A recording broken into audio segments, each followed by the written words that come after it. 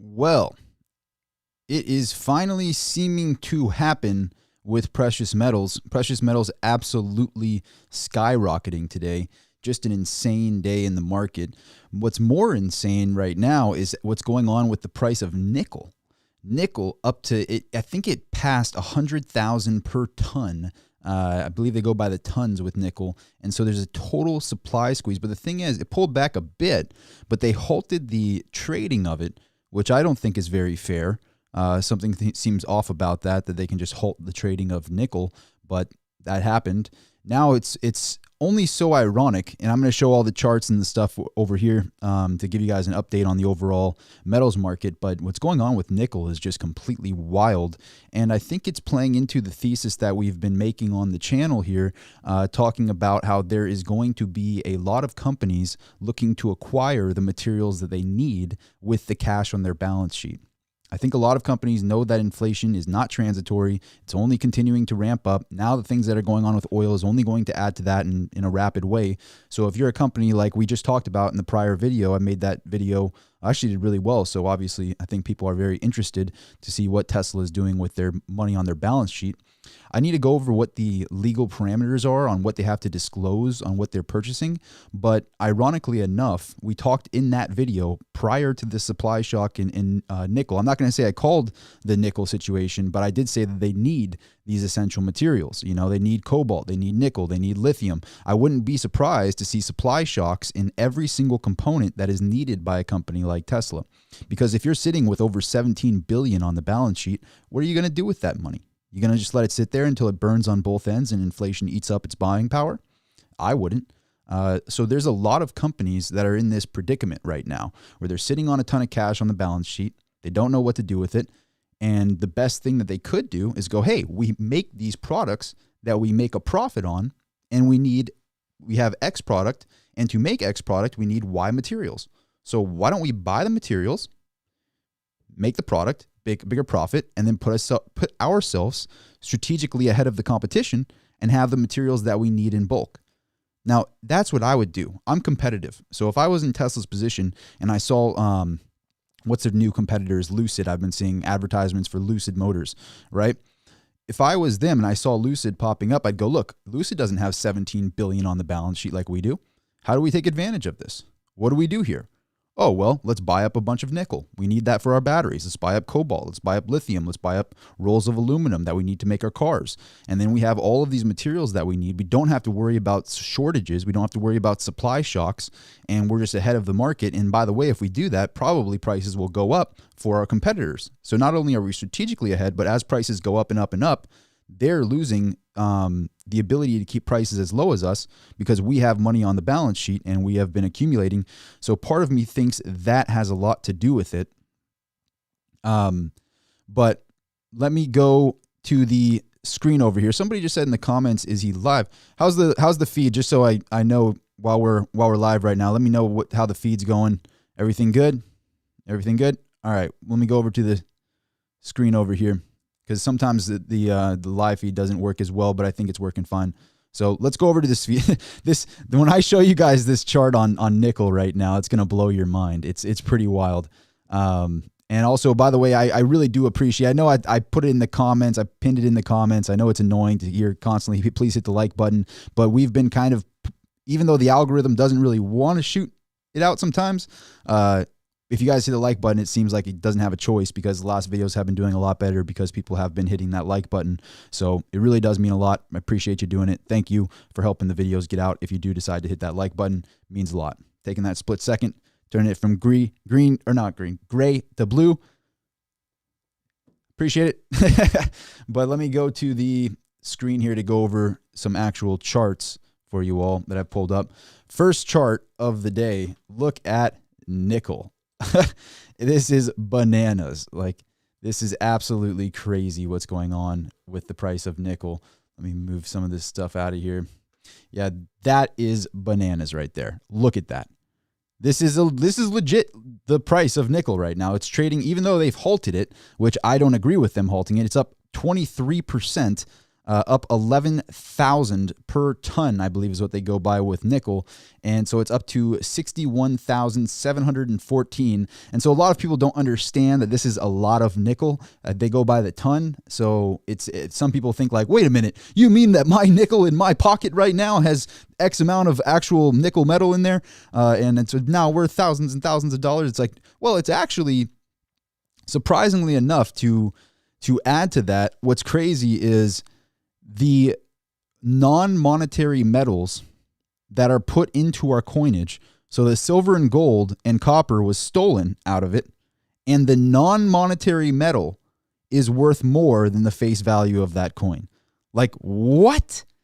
That it's bad when the non-monetary metal that you stole the precious metals out of, put monopoly metals in there, and the monopoly metals are worth more than the face value of the coin now. That's how you know it's pretty rough on inflation. It is unbelievable that their monopoly money can't even hold the face value. That is crazy. Somebody clip that. Their monopoly money can't even hold face value. Unbelievable. Unbelievable. And now you have people that are, I actually said on my channel when there was a coin shortage thing going on, I'm like, why are people buying or holding all these coins? This makes no sense. It's modern coins. There's no precious metals in them. And then sure enough, I'm wrong, because it turns out it was a good idea, actually, because there's nickel in nickels and quarters and all of that. So people that are hoarding them, I've been told numbers somewhere along the lines of each nickel is worth over 10 cents now, 11 cents now. So it would like double the value. If you have a nickel, it's worth 10 cents. Now, how are you going to melt that down? How are you going to refine it and sell it and all of that? I don't know. But the thing is, people are going to start hoarding. And I would imagine the coin shortage is going to be like overnight. This is going to be like somebody threw, like, you know, that movie Casino when the lady, she throws all those chips in the air and everybody's on the floor grabbing all the chips. It's like, I feel like that's what's going on with coins right now. People are just going to be running around taking coins off of the market because they feel like they're going to get, a bunch of money by hoarding coins. So I imagine the coin shortage thing. The first time I didn't really buy into it. This time around, it's starting to make a little bit of sense. It's starting to make a little bit of sense that that's actually going on. But let's get to other precious metals or go to the precious metals rather. Gold absolutely skyrocketing, and that's what this video is about. Why is gold skyrocketing over 2,000? So it was dancing with 2,000 for a while. You saw it testing that level quite a bit, and then finally it just broke through like crazy. And when you pull up the yearly chart, I mean, this is a major cup. There was a cup and handle kind of forming there, and then you got the handle, and then boom. So pretty big gain for gold, and now we're reaching towards all-time highs. The prior all-time high was here in August of 2020, was right under 2,100 an ounce, and we're right back at that level, which is just wild to see. Now, what I think is happening, I think this plays into the hot potato theory I've been talking about on the channel for a long time. If you've been a subscriber on this channel, you know that we've been talking about this, that the overall market is selling off. You got equity selling off, the broad market going down and flooding into risk off safe haven places. And the dollar is also seen as risk off lately. The dollar index is showing almost at 100 on the DXY. So really, really strong for the dollar. Now, I happen to think that's not due to trust. I happen to think the DXY is not going up, or when I say up, it basically means that the dollar has more purchasing power than other currencies out there. Other fiat currencies don't have as much purchasing power as the dollar. So when I say up, that's basically what it means. But I don't think it's there out of trust. I think it's there out of fear. I think people are just afraid and they're putting dollars under their mattress. I've been showing this chart a lot, the velocity of M2 money stock. This is the velocity of money moving around in the economy, and you can just tell that people are hoarding their dollars. It is very obvious people do not want to move their dollars when you look at the velocity of M2. But very strong dollar, and that just plays into the thesis that we're seeing money flow out of equities, flowing into precious metals, flowing into the dollar index. The M2 money velocity is right underneath the DXY here, and you can see that that money is just not moving around. People are hoarding their money under their mattress, putting in the dollar, waiting for the time. But the problem is this time around, last time, and I've talked about this with a couple of friends of mine, last time in 2008, when the market sold off, metals sold off with it. This is unprecedented territory here, with metals going up as the market's selling off, we have a detachment that is actually real. We haven't seen that before.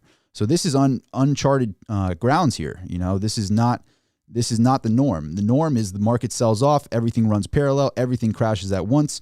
But now we're seeing the market selling off, going into precious metals and the dollar at the same time, which is totally different. Just a wild card scenario here going down. And it's very interesting to see it play out, specifically with gold skyrocketing like this. I think a lot of this has to do with what's going on overseas right now, because although the ruble is tanking in terms of the dollar, absolutely plummeted in terms of the dollar right now, the thing is they control a lot of the exports. So even though you see this going down, they have a lot of the exports. They control a lot of the oil, and we're seeing oil prices absolutely skyrocketing, which is really scary to see this, because when oil is going up, and I mean, we were making videos on the channel when it was just breaking over 100, going like, wow, it just sharply jumped up over 100. This is the yearly chart, right? So yeah, this is the 1 year chart on oil. At the beginning of the year, or 1 year ago in March of 21, you saw oil's bottom was 57 a barrel. 56, 57 a barrel on the bottom, more than double. So inflation's only 7.5%, guys. Don't worry. But oil doubles in price. Even before the supply shock here was doubled from where it was in the beginning, but only 7.5%. Yeah, only 7.5% on your hand-picked basket of goods, pal. Your hand-picked little things behind closed doors show you 7.5%. The real numbers, the stuff that actually we look at, our groceries, our gas, things like that, those are the things that we're seeing that are out of control right now, and these charts prove it. It's pretty obvious. So to get back to precious metals, I think the reason oil is spiking is it's showing oil in fiat terms. It's showing oil in dollar terms. And now there's money flooding into gold, flooding into silver, platinum, palladium, because they don't trust fiat currencies. So even though it shows that the dollar is strong, I think that money is flooding into safe haven assets, because it's scary grounds here. And then the other thing that is very scary that I wanted to bring up in this video is last time Powell spoke, we're going to go back to the charts here in a sec, but the last time Powell spoke, this is just a couple weeks ago or a week ago, he said, there's room for another reserve currency. He literally said that. I need to clip it and put it on a short clip for the channel. So maybe if you're subscribed to the channel, there'll probably be a video, maybe a 10-minute clip or something to talk more in detail on this. But as we're live here, for Powell to say that there's room for another reserve currency is very, very worrisome and very weak. You don't want to say something like that. You don't want to go out publicly and say, yeah, there's room for another reserve currency. It's a very, to me, it's a sign of weakness. It's like saying like, yeah, there's a hole in our armor here. It's right there. Yeah, there's a hole. It could be exposed. It's like, wait a minute. Whoa. What are you saying here, guy? What are you saying here? That's not right. But that didn't go over my head. I keep bringing it up over and over again on my channel because we've been talking prior to him saying that. And this sentiment change from Powell at the Fed is very strange because he didn't used to talk like that. Powell used to say things like, oh, well, we're the reserve currency and we'll always be the reserve currency. I know a lot of us in this live stream, we've watched his prior talks, and he's talked with a lot of like high on the pedestal type approaches. And so now to hear him going from that to what he's doing now, I mean, very strange, very strange. And what's even more strange is what's happening with gold right now and what's happening with oil, because I think that there is a stalemate approach going on right now. I think that the reason Russia felt comfortable doing what they did is they felt comfortable with the fact that they are the #1 exporter of oil, and our dollar is supposedly back to oil. So here we are turning off our pipelines, not pumping a lot of oil in our country. We even have individuals like Elon Musk going out there, and I've made a video on this on the channel. So if you're subscribed, you probably saw that video on Elon Musk going out on Twitter saying we need to pump more oil. You have the leader in renewable energy saying we need to pump more oil. You have oil prices skyrocketing, and you have everything going on overseas right now. I mean, and you still have individuals that are like renewable energy activists that are, laughing at this. And it's like, well, wait a minute. What are you there to laugh at? Americans are suffering, paying way too much money for their oil, and you're laughing at them?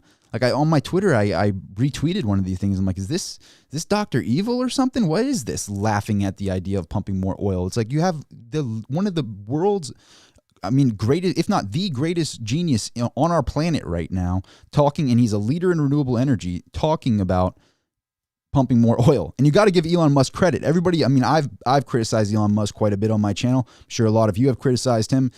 We got to give him credit for doing that. I mean, that is the biggest, that is the opposite of what his audience wants to hear from him. And he went out there and publicly said it. So anybody who's opposed to Elon Musk, you got to give the guy some credit for going out there publicly on his Twitter saying, hey, we need to pump more oil or else we're going to have stagflation pretty much. He didn't say that, but I mean, literally what caused stagflation in the late 70s and the early 80s was an oil crisis. That was it. There was a shortage of oil, a supply shock, and that caused inflation through the roof. This time around, the Fed can't raise rates like they did in the past. There's nothing they can do here. So now we're seeing people starting to get not only, I think what's happening, let me go back to the screen share here. I think what's happening now is it's outright fear. And how long is that money going to sit in the dollar index? How long are companies, like I even have Tesla's cash on hand pulled up here. So here's Tesla's cash on hand. They have 17.7 billion in cash right now on hand. And the reason I bring them up is because there's other companies out there that are sitting with a lot of cash, just like Tesla is. So if you look right next to me on the screen here, if you see 7.7 billion with Tesla, what are you going to do with that cash until eventually you lose your purchasing power? You're going to lose. I mean, if we're being honest here, I think that the real CPI is somewhere around 15-20%, maybe higher. So if you're losing 20% of your buying power, your purchasing power year over year, and you need materials, what are you doing? You're going to go buy nickel. You're going to go buy copper. Specifically, I wouldn't be surprised to see a huge jump actually in copper. And in my prior video, I did make a mistake in my prior video, so I want to own up to that. I did talk about how copper wasn't a monetary metal. Of course, copper is a monetary metal. I don't know what, I had a minor lapse in my brain when I said that. Copper is a monetary metal. We used it as a monetary metal for a long time. It's just the price is so low that in order to have a large amount of copper to be money, it'd be extremely hard today. So I think I'm more talking about it in prior terms. Like, but for me to have, I mean, here I have what, 1, 2, 3, 4, 5, 6, 7, 8, 9, 10, 11, what, 1,100 ounces of silver here. This is somewhere around 30-something thousand worth of silver. To have 30,000 worth of copper here, it would take like the whole room. It would be astounding how much $30,000 in copper is. So that's what I mean by a monetary metal. To have a chunk of metal, like here's I brought out platinum because I do want to talk about platinum and palladium in this video as well. To have, a $6,000 chunk of platinum or $6,000 chunk of copper, I mean, a $6,000 chunk of copper, you can't even lift that. That's how much it is. Like, you literally, as one person, couldn't lift what I have in my hand. So when I talk about monetary metals, I talk about, like, is it really, I think if I was going to define a monetary metal, I would say something along the lines of, is it portable in some way? I mean, you can portably move 100,000 in silver. Like, you can actually put it in a car. It'll be a little bit of time and it's a bit of weight, but you can be portable about it. But can you be portable with 100K in copper? No. You can't. You need a special truck. You need to maybe do multiple trips. You need a crane. You need some jacks or whatever. Like, it's not. So that's kind of the way I look at it. But it is a monetary metal. It's very hard to move it around. So that's kind of my definition of a monetary metal. But it was a monetary metal, and it still is considered a monetary metal. It just is very hard to move. So I consider these more of a monetary metal. The gold, silver, platinum, palladium, but something I want to talk about in this video, and for everybody that is in this live stream that has been so kind to hit that like button for me, I'll tell you what, if you haven't hit the like button yet, I'm going to give you a tip right now that I think is worthy of hitting the like button. So if you haven't hit it yet, wait until I give this tip, because I think that this is going to be pretty awakening for a lot of people. Everybody's talking about nickel, right? I should probably make a video right now about nickel after this video, because people are it's like the front page thing everybody's talking about is the supply shock in nickel, right? Now, here is where I want to earn your like. So a lot of people, including myself, asked for that like in the beginning of the video, but this is where I want to earn your like. And this is some serious information here. All right, I'll stop pumping it up. Basically, so nickel has this supply shock, right? It's a necessary component by a lot of industries. Big supply shock in nickel, so much of a supply shock that they halted the trading of nickel. Now, here's what'll blow your mind. The reason for this is a lot of nickel comes from nickel mines over in Russia, right? Russia controls a lot of the nickel in the world, and there's a lot of the mining of it going on there. But here is where I will blow your mind on this and why I bought such a large position in this. This is not financial advice, just my opinion, just what I'm doing and have been talking about on the channel for a long time. So if you're a subscriber, you know what I'm about to say. But if you're not a subscriber, what are you waiting for? The subscribe is down there in the corner somewhere. Click the subscribe, the button afterwards. You would have been notified about this trade ahead of time because you would have known on the channel. If you were a subscriber, I gave this information away for free. Palladium is the byproduct of nickel. Palladium has been in a 10-year plus deficit. I've been talking about it a lot on this channel. Palladium is the far more rare material that is way more of a supply shock scenario is palladium. The palladium is not found. So this is, I'm telling you guys, this is some serious information here. Let me pull back here. Palladium is not only a byproduct of nickel, it is not found on its own. So you can find gold and silver on its own. You can go to a river and find a gold nugget in the river, but you're not going to find a palladium nugget. It doesn't work that way. Palladium is seen as a byproduct, is mined as a byproduct. So as there's a supply shock in nickel, the main way you get palladium is by mining nickel. So you mine nickel and the palladium is a byproduct in that process. So there's been a 10-year deficit in palladium, and then on top of it, the material that is what you mine for to get palladium is in such a supply shock right now that it is skyrocketing through the roof. Everyone's talking about it, but no one's talking about palladium? What's going on here? Did I earn your subscribe? Did I earn it? Come on. Who's gonna did I earn the subscribe? Please, somebody click the subscribe. Maybe YouTube won't show it to me. I don't know what happens, but you know, if did I earn it or what? Did I earn the like? Somebody, can you hit the like? Appreciate it. We got 200 some odd people in here. We're at 140 likes. Can we get the like count up? Is that not some serious information? Let me show you guys Palladium's chart. Let me show you Palladium's chart here to show you what I'm talking about. So we see this spike in nickel. The byproduct of nickel mining is palladium. Palladium outright skyrocketing to all-time highs right now.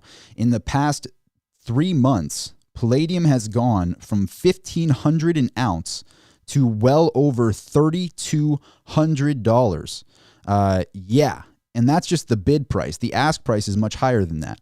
So we're just going by the bid here. And the bottom, over 100% return from December 15th until today, December 15th, 21 until today, so 3 months, 2-3 months, we have seen over 100% returns on palladium. Yeah. Everybody who's been watching my channel knows that I've been talking about palladium for a long time. Nobody's been talking about palladium. I hate to pat myself on the back that much, but you know what? I'm going to go ahead and do that a little bit. And I'm going to post also on my Instagram some of the palladium that I bought during this time period. I've been buying quite a bit of palladium, if you know. If you follow me on Instagram, I post pictures of the stuff that I buy on my Instagram, including, and you know what? I got to give credit to the guy. This is the ultimate boss right here. This is the boss, Toad. Toad was the one who told me about the palladium idea, so we got to give him credit for it. It's all his idea, you know, so appreciate it. A lot of pictures of, he runs the Instagram, he runs the mineral exchange, he runs everything. So I have to thank him the most. People think we're crazy, but you know what? We were right. We were right, Toto. You were right. Anyway. But the other thing that to talk about here, now that's the first big thing that I wanted to bring up, is that palladium is the byproduct of nickel, and that is why we're seeing palladium skyrocket, and nobody's talking about it yet. Nobody is talking about the fact that 45 to 50% of the supply of palladium comes from Russia. So not only does the nickel come from Russia, but palladium comes from Russia, and palladium is a ridiculous amount more rare than nickel. Nickel is very abundant. It is not a material that is hard to find. Palladium, on the other hand, is a byproduct. It is very hard to come across palladium. There has not been enough palladium to meet the demand for over 10 years. Since 2012 until now, there has not been enough palladium to meet the demand. So this isn't like a recent thing. So I would imagine that there is a ton of auto companies out there that are scooping up palladium while they can and draining the vaults right now. Like if you're in, like, just like Tesla might be accumulating silver, like we talked about in the prior video on the channel, might be accumulating nickel, might be accumulating cobalt, lithium. They might be accumulating these materials. Ford, Daimler, all these auto companies that are still making gas cars, they're not stopping their production lines, need a lot of palladium. So why would they not be accumulating the resources that they need? Electronics that use palladium, why wouldn't they be accumulating palladium while they could? So all of these companies, part of my thesis is that if I was sitting, and this is me just putting myself in the position of a CEO of one of these large companies, if I was sitting as the CEO of Ford, or I was sitting as the CEO of one of these companies, I would have basically been accumulating a ton of metal right now. That's what I would have been doing. So basically, I just think that it's a matter of time before there is a jump in these prices of these precious metals that are utility precious metals that are needed by industry.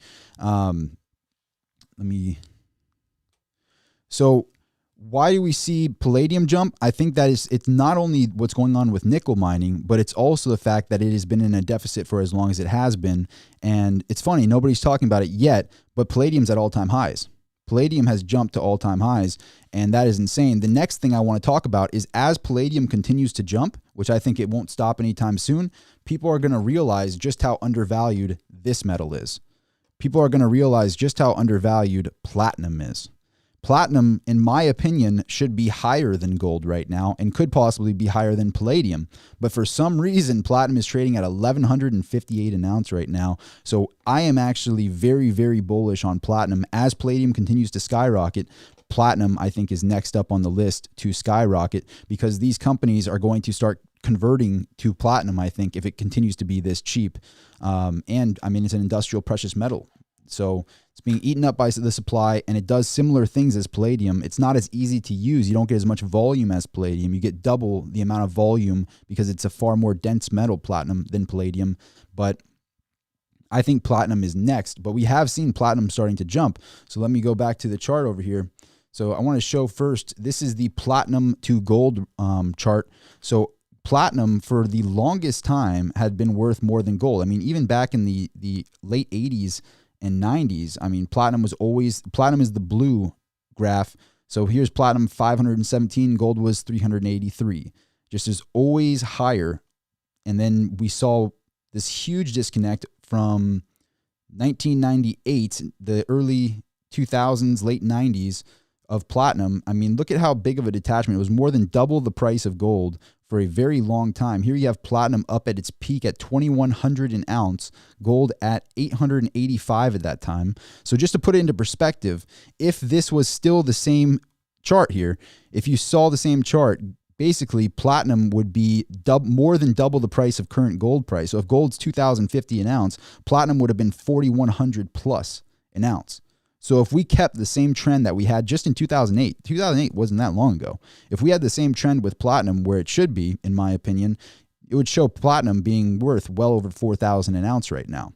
But instead, we saw this inverse here, this crazy inverse by somehow making platinum cheap.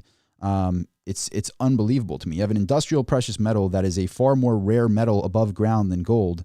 There's about the same amount in the ground, but it's just very hard to mine platinum. So platinum has always been seen as the, exclusive metal, the more expensive, the rich man's gold is the saying, right?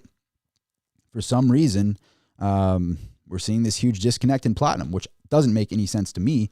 And so platinum has started to see some pretty decent gains over the last 3 months, and it's funny, it's trending in a similar way as palladium. You pull up the palladium 3-month chart. Obviously, it's a much bigger percentage return on palladium from the bottom here around 1550 all the way up to where it is now, more than 100% gain for palladium. But on that same chart, you see platinum kind of lagging, but pulling the same trend upward. Its bottom was ironically at the same day as palladium. So palladium was down at that day on December 15th, and here we see platinum was down at 890-ish, and it's had a serious gain from 890 all the way up to where it is, 1156. I mean, you got to give it some credit. Palladium was obviously the better bet, but platinum is behind. So for me, I think that the money is going to start flooding into platinum as well. And silver, silver is just a steal in my opinion as well. I've talked about this chart in the past with gold and silver. So here's another really interesting little take here that I've shown in the past. So the prior high that we've been told on gold was in 2011. You saw gold up a little bit over 1900. And this is what people used to talk about, is that, oh, gold is, let me move. I got to keep my eye on where I am on this screen here. Maybe I can make myself smaller. Anyway, so gold, basically the prior all-time high that people used to talk about with gold was in 2011. So we had the financial crisis, everything plummeted with the market. Now this shows what happened in the last recession. The last recession, the price of gold, it went down. This time around, the market's going down and gold is skyrocketing back up to all-time highs. It didn't work out that way in 2008. That's why this time around is so different. And this right here shows what happened with gold back then. Gold went from, just under 1,000 and tanked during the recession down to 670 in the mid to high 600s from roughly 1,000. So you saw gold trace like 40% down in the recession. But this time around, gold is up like well over 10% while everything's pulling down. So what's that tell you? Something very interesting is going on with money flooding out of risk on to risk off right now in a way that we haven't seen before. But the interesting place here, and this is why I'm so bullish on silver, is we saw gold recover. It's recovered back and then some, much more than the all-time high recently, or than in the past. So in 2011, the all-time high was around 1,910. Now we're at 2,050. So we're well past where it was the highs of 2011 now. A good 100 plus over the prior high at this point with gold. But silver, on the other hand, silver has not even gotten close to recovering to the all-time high of 2011. The next best monetary metal somehow is sitting there down at 26 right now. The ratio has to change. The silver to gold ratio, because gold is so high and silver is so low, that silver to gold ratio is still I believe it's around 80-1 right now. Way out of tune.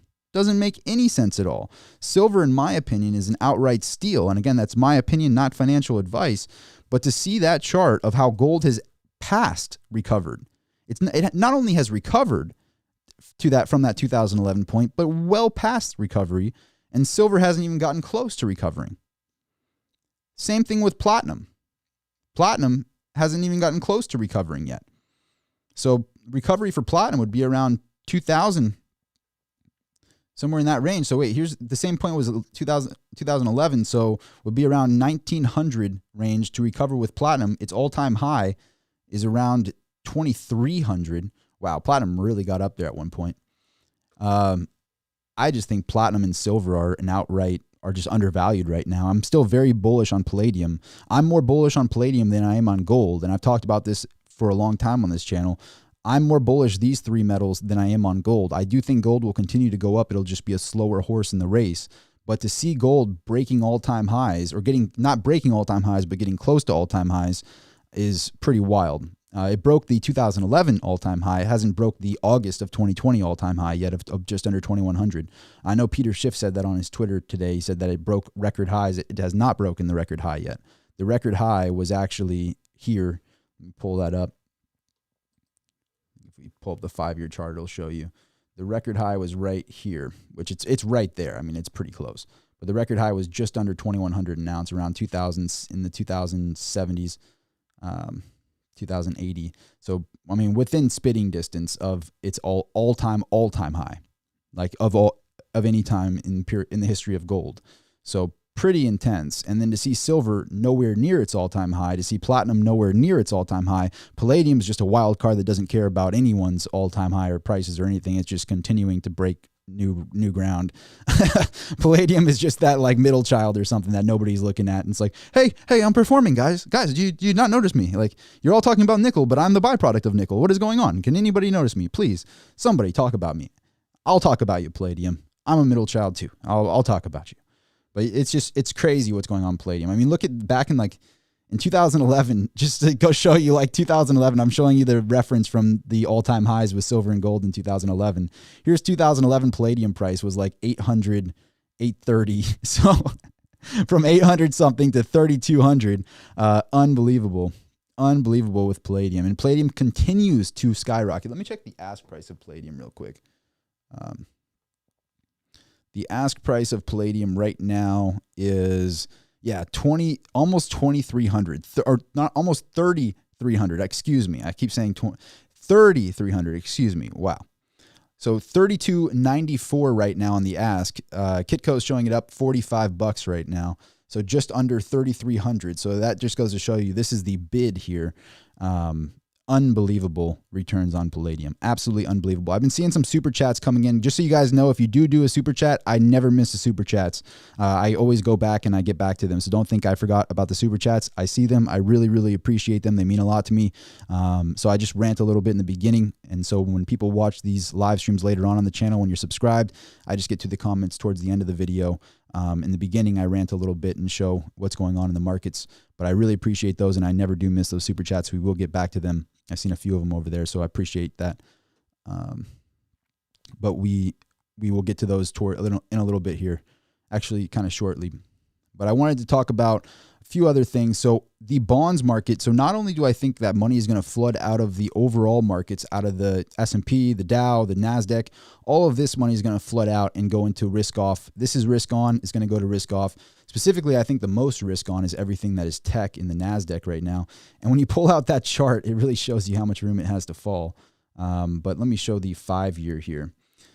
So people talk about this here being a pullback. You know, that the NASDAQ has fallen from, 1,700 range down to 1,300. This is a big pullback. Yeah, 4,000 on the NASDAQ to fall. It's a pretty big pullback, no doubt. But at the bottom where they had the money printer turn on, we're talking it's still more than double where it was in March of 20. So when the panic set in of everything and all the shutdowns happened, the bottom was around, 6,700. And we're up still at 13, more than double where the bottom was 2 years ago, right? So I think that this has a ton of room to fall. I think the NASDAQ could easily plummet down to this range. So this is just the start, in my opinion. And it's very interesting to see that during this time period, let's pull up the 3-month. This really tells it all because the NASDAQ is like the ultimate risk on. So the sentiment right now is going from risk on to risk off, right? So the NASDAQ is the ultimate risk on place where you can see money flooding out of risk on. This is the 3-month chart. Now let's look at gold's 3-month chart. That is the opposite of what we just saw in the NASDAQ. I mean, if that doesn't show a detachment, this isn't like picking certain points and whatnot to show a detachment. This is the 3-month chart on gold. Gold has gone from the mid 1700s here at its bottom in the last 3 months to where it's at now, almost all-time highs on gold. Got to make sure I keep myself out of the way. But to see this kind of a gain, this is gold on the 3-month. Here's back to the NASDAQ on the 3-month. That's the 3-month on NASDAQ. So same chart on the NASDAQ here, 3 months straight down on risk on. Then you go to gold in the last 3 months straight up.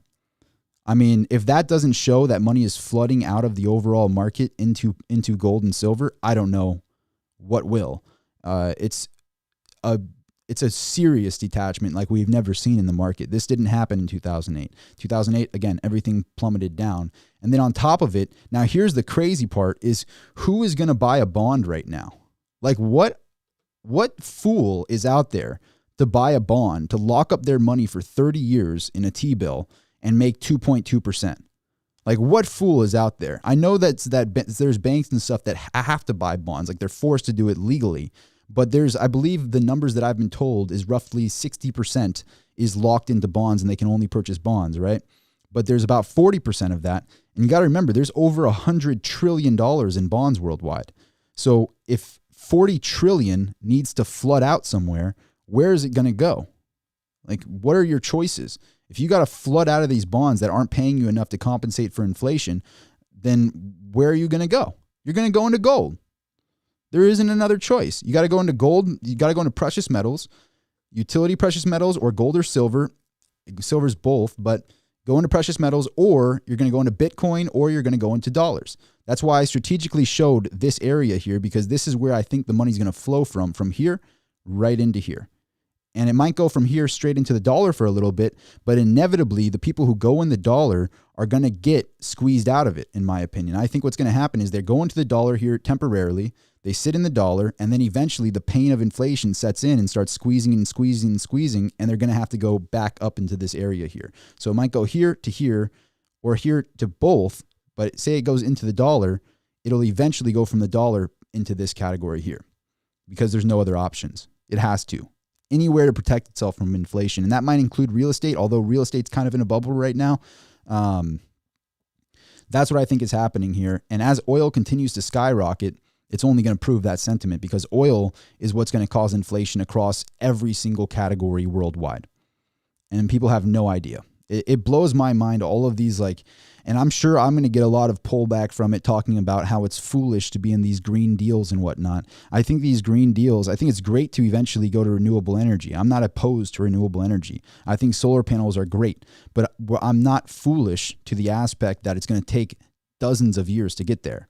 So it's right now, in these next 5 years, it's competition. It's competition. And turning off our pipelines and buying oil from other countries and letting us become energy dependent, not energy independent like we were, energy dependent on other countries exporting and begging. Like, what kind of position does that put you in competitively if you're going out there and begging other countries to supply you with oil and you're not even pumping it in your own backyard? You're turning off your own pipelines just because you believe in these green deals and whatnot. It's the most foolish thing ever. You could make a fortune off of our oil and our reserves that are currently in the ground, continue to be the #1 producer worldwide. Matter of fact, set up some exporting facilities to make a fortune off other countries on their oil, because Europe could use oil. We're talking about how expensive oil is in the States. It's been expensive over there forever. So we could be making a fortune exporting oil to Europe, and they're our friends. Why don't we help out our friends? Make money off them? We can make money off our friends and help our friends right now and not let Russia continue to have a stranglehold on the oil supply. Now, why haven't we done that? I have no idea.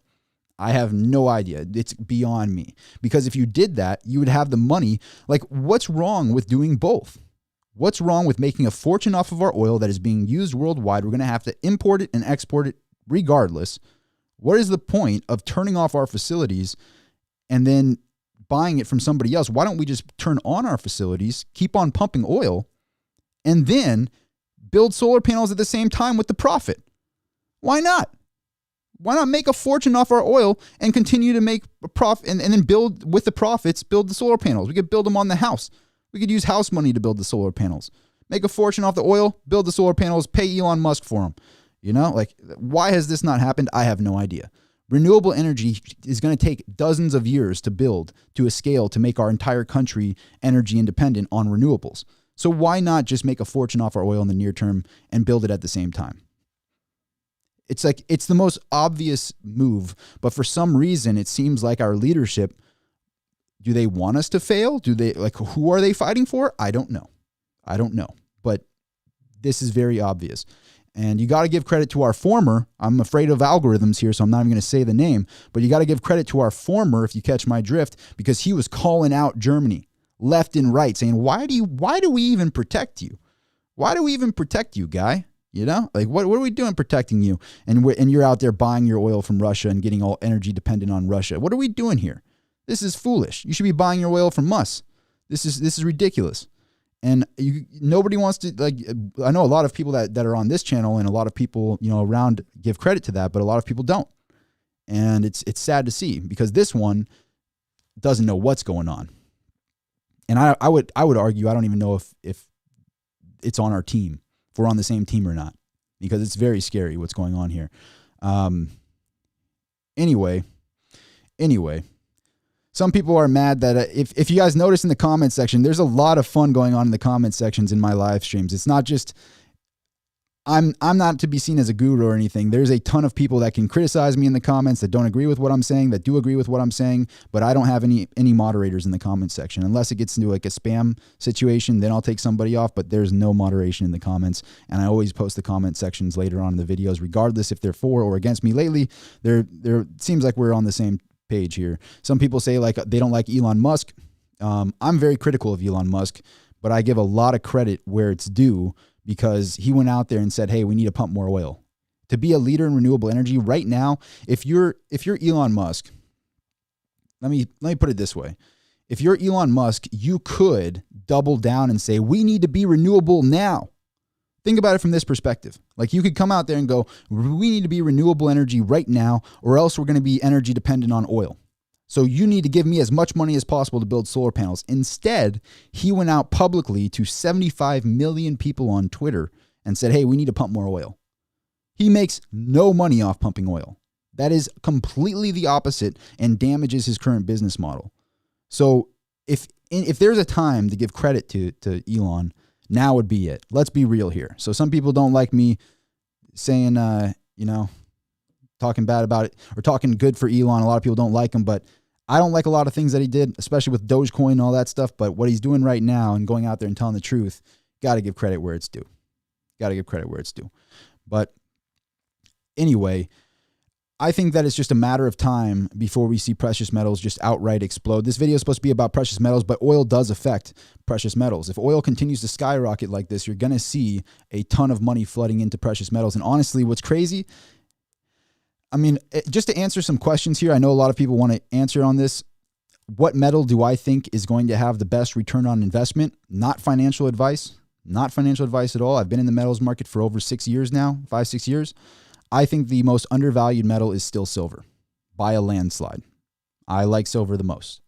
Then I'm going to say it's between platinum and palladium. Actually, now with palladium at the price that it's at, I'm even leaning a little bit more towards platinum. I'm leaning a bit more here between the two.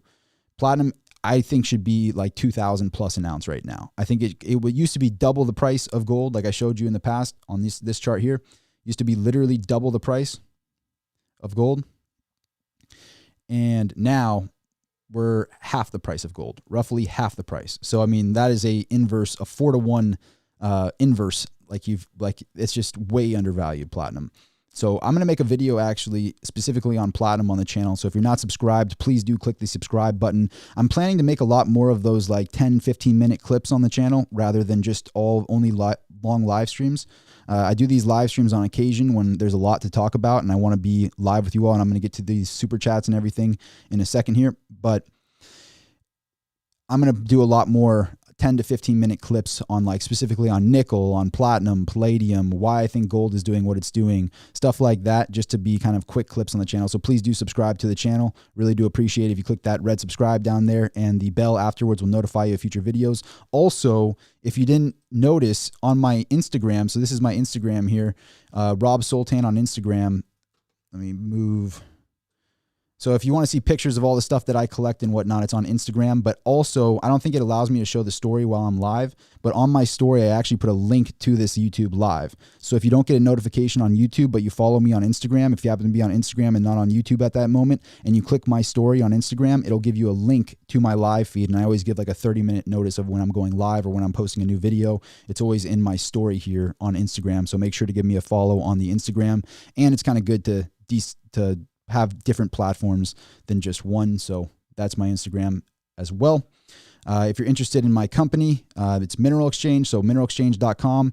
If you want to register, we're actually going to be dropping something very soon on the site. So if you click enter, you can click register right there on mineralexchange.com, mineralx.com or mineralexchange.com. There'll be a link down below.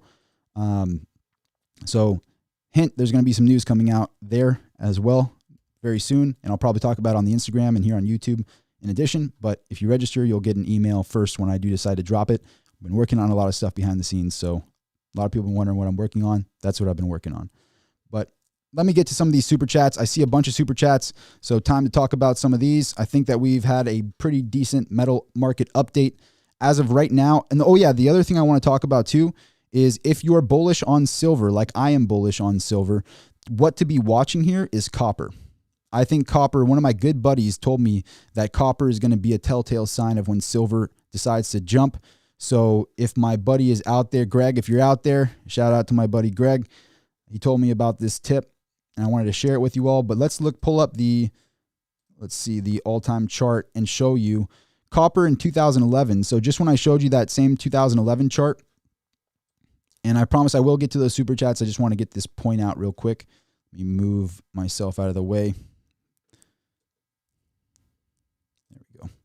So if you pull up the copper chart and you look at 2011, just like I showed you how gold, this is actually, look how relevant this is to the price of gold's chart. So this is the 2011 chart that I showed you with gold, and it's literally the same chart. Copper's back past the 2011 highs, but copper is a very similar metal to silver, but silver is actually a better conductor than copper. So to see copper recover to that prior high in 2011, just like gold recovered to that 2011 and then some, literally it's like the same recovery, same cup and handle recovery. So here's gold's recovery. This is copper's recovery over that same time period. See the same, very similar chart of a bit past of a recovery of the 2011 level, but then you pull up silver's chart and silver just hasn't even gotten close to recovering. That just shows you how suppressed the price of silver is, saying it nicely. It's just obviously suppressed. And I'm in the way here, but if you pull it down, that just shows you, right there just how suppressed the price of silver is. Has not even gotten close to recovering. So I hope that makes sense. And I think the comparison to copper really does help a bit on that comparison as well. Let me go back here. So I'm going to get to that first super chat and we'll go over some super chats. I'm looking at the comment sections now. I just want to get to those. I never miss the super chats. It means a lot to me. G-Dub is in the house. What is up, G-Dub? You've been in here like every live stream. I appreciate you, man. He's been there since the beginning. Been really generous. It says, do you expect precious metals to crash a little if they raise interest rates? I think Powell is totally bluffing. I think they can't raise interest rates. And just, I appreciate how generous you were, G-Dub, and that's a great question too to bring up in this video. Thing is, these super chats are actually really good conversation topics. So let me go back to, there's actually something I had pulled up to show you about this. So his question is, if they raise rates at the Fed, will that affect the price of precious metals? I think it won't do anything. If anything, I think it'll help. So let me go back over here. This is just my personal opinion on it, but here's the federal funds rate. So he's talking about the federal funds rate here. What's crazy is it's not like they're talking about raising the federal funds rate from here to like here to actually stop inflation. Let me move. I don't know why the chart's kind of small for some reason on my end, but we'll make it work. So back when they raised rates to actually stop inflation was back in the early 80s, and they raised it up over 20%, and that stopped inflation. We're down at 0%. They're talking about raising it from here to here. This is a chart Powell doesn't want you to see because they're not raising it anywhere meaningful to actually stop anything, even if they do raise rates. Like at a maximum, they're talking about a 50 basis point hike, which is 0.5%. They like to say basis points to skew what's really going on. They're not moving it even 0.5%. So even if they did the maximum, it would be 0.5%, and that would bring it to here. Not even that, like somewhere around there. I don't know if you can see my cursor or not. From there to there. That's what they're talking about doing, that to that. Does that look like anything relevant? No, it's a non-event, and they want to turn it into this big, like slow, put salt in the wound sort of thing, and it's like they're doing nothing. You're doing nothing. If inflation back then was over 15%, right? This is to stop a 15% inflation. Paul Volcker raised rates to roughly 22%, dropped it down, and it got it back down to like 3%. They were able to drop the rates. But even before Paul Volcker went crazy and went over 20% to stop it, which actually worked, it was still, I mean, look at 1977. It was still 5%, 5.86%. You still see like 10% in March of 79. I mean, it wasn't like it was like at 0%. You know, if it was at 0%, it'd be kind of crazy, right? Oh, wait, we're at 0%. It wasn't, that's the thing, is it like it didn't go from 0 back then to 20% to stop inflation. It went from 10% to 20%. That's where it went from where it should be to that level. But now we're at 0, and we've been at 0 for so long. We were at 0 this whole time here from 2009? Yeah, 2009 to 2015, we were at 0, and we finally started raising it a little bit, almost a little bit over 2%, and then boom, back down to 0. And they're talking about raising it from here to here. It's a complete non-event.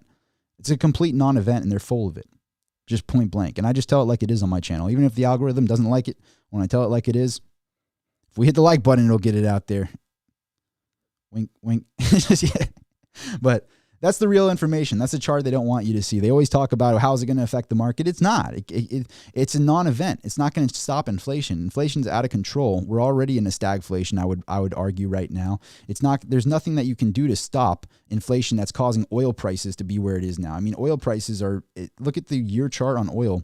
Just shows you just how insane this is. I keep showing the same charts, but I mean, if that doesn't show you where inflation really is over the last year, I don't know what will. I mean, obviously, if oil is jumping more than double, inflation's pretty bad. And this is going to cause shockwaves throughout the entire economy on everything. But as our leader would say, he would say something along that, well, if we'll just pay people more money, if we increase wages and lower the price of goods, we're good, right?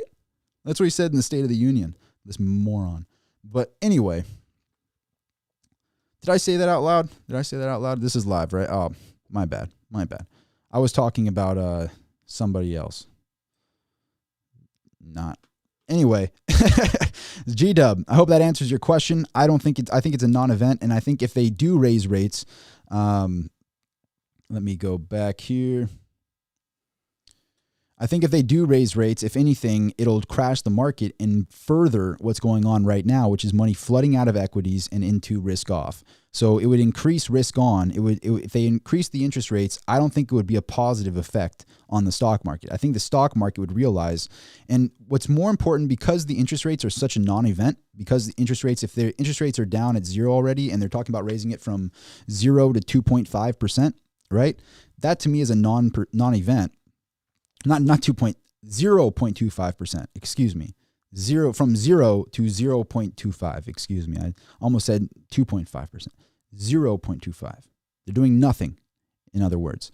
So what I think is more important is what they do with QE. So everybody's talking about raising the hikes or hiking the rates or lowering the rates or whatever they're going to do with the rates. I want to know what they're doing with the printing press. Because last time I checked, they printed $14 trillion in the last 2 years. And that's why we're in this mess that we're in.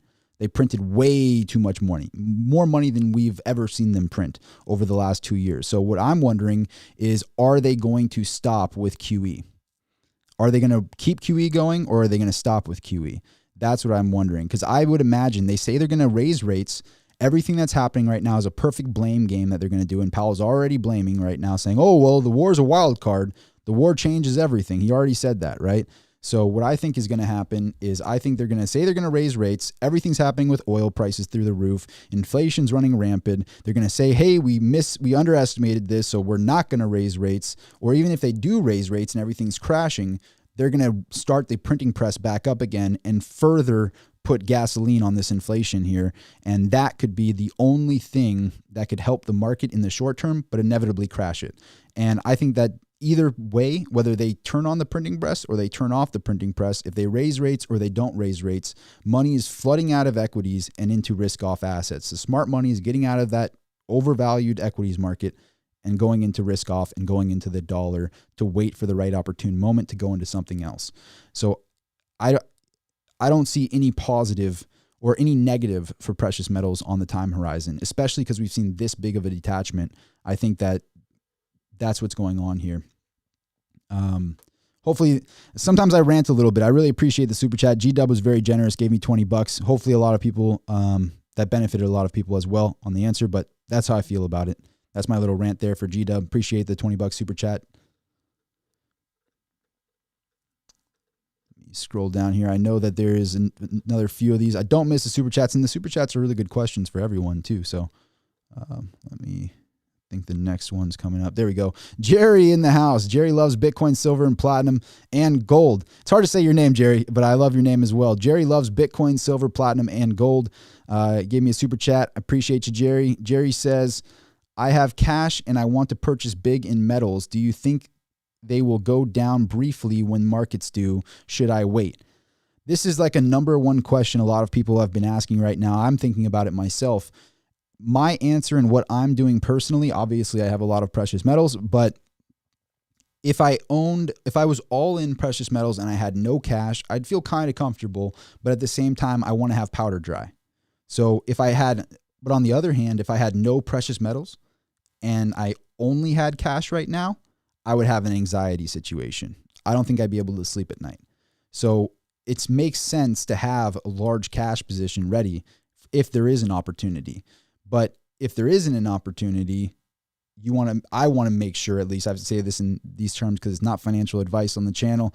I want to make sure, like right now, for example, I got that palladium upside because I was already in palladium. I wasn't trying to time the market. I believe palladium was in a deficit for the last 10 years, and I've been buying palladium over the last year. So palladium has been very hot for me just to accumulate. Same thing with silver, same thing with platinum, same thing with all of it. And over this last time period, since March of 2020, I mean, silver it bottomed out at like 11, 12. I don't know if people remember back in March of 2020, but if you had consistently bought it and you didn't try to time it out, you ended up. So part of me thinks that it's a good idea just to kind of dollar cost average, and keep powder dry on the side. A lot of people say hold no dollars. I think cash is king for the next 3 to 6 months. And then inflation takes its toll on the cash, and it has to go somewhere. So I still believe that cash can be king in the short term here for a very, again, like 3-6 month range. And then eventually the inflation sets in, money has to flood out of that dollar into risk off assets like silver and gold, and it'll eventually do that. But in the near term, I'm not trying to time it out. I'm just steadily accumulating when I can. So the best thing you can do is have a cash flow engine, have some way to make cash flow every month, move that cash flow into precious metals and slowly dollar cost average while keeping 20-30% powder dry in dollars. That's what I'm doing personally. Not financial advice, just what I would do personally. But I really appreciate you, Jerry, and that's a great question. I'm sure a lot of people benefited from that one. Thank you, man.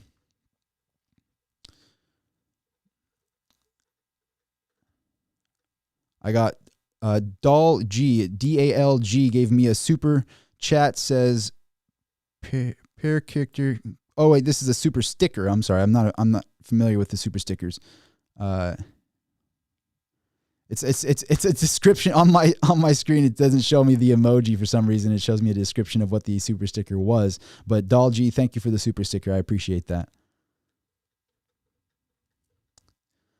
Joshua gave me a super chat for $5. Joshua, I appreciate it. Says, do you believe there can be a silver squeeze? Yes, I do.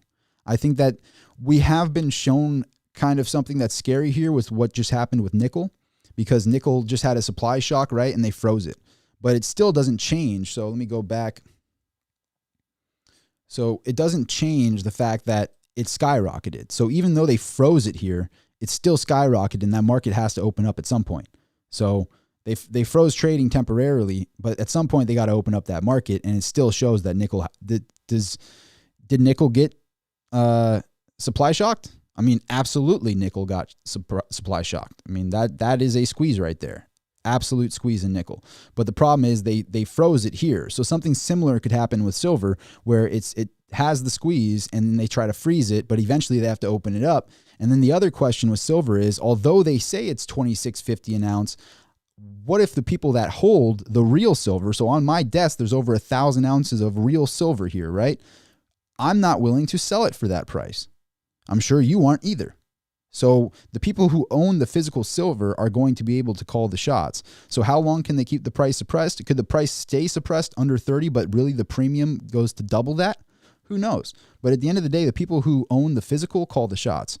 So that's why I'm so big on owning the actual physical precious metals, because the person in control of the bricks, that person calls the shots. And that, when I say call the shots, I mean adds the premium. So did they freeze the nickel market? Yes. Did it still have a supply shock and a squeeze? Yes. Is it going to inevitably have to open up and continue the squeeze? Yes. So I think the same thing could easily happen with silver, especially with the movement going behind the silver, the trade. Very possible. Hopefully that helps. I appreciate the super chat, Joshua.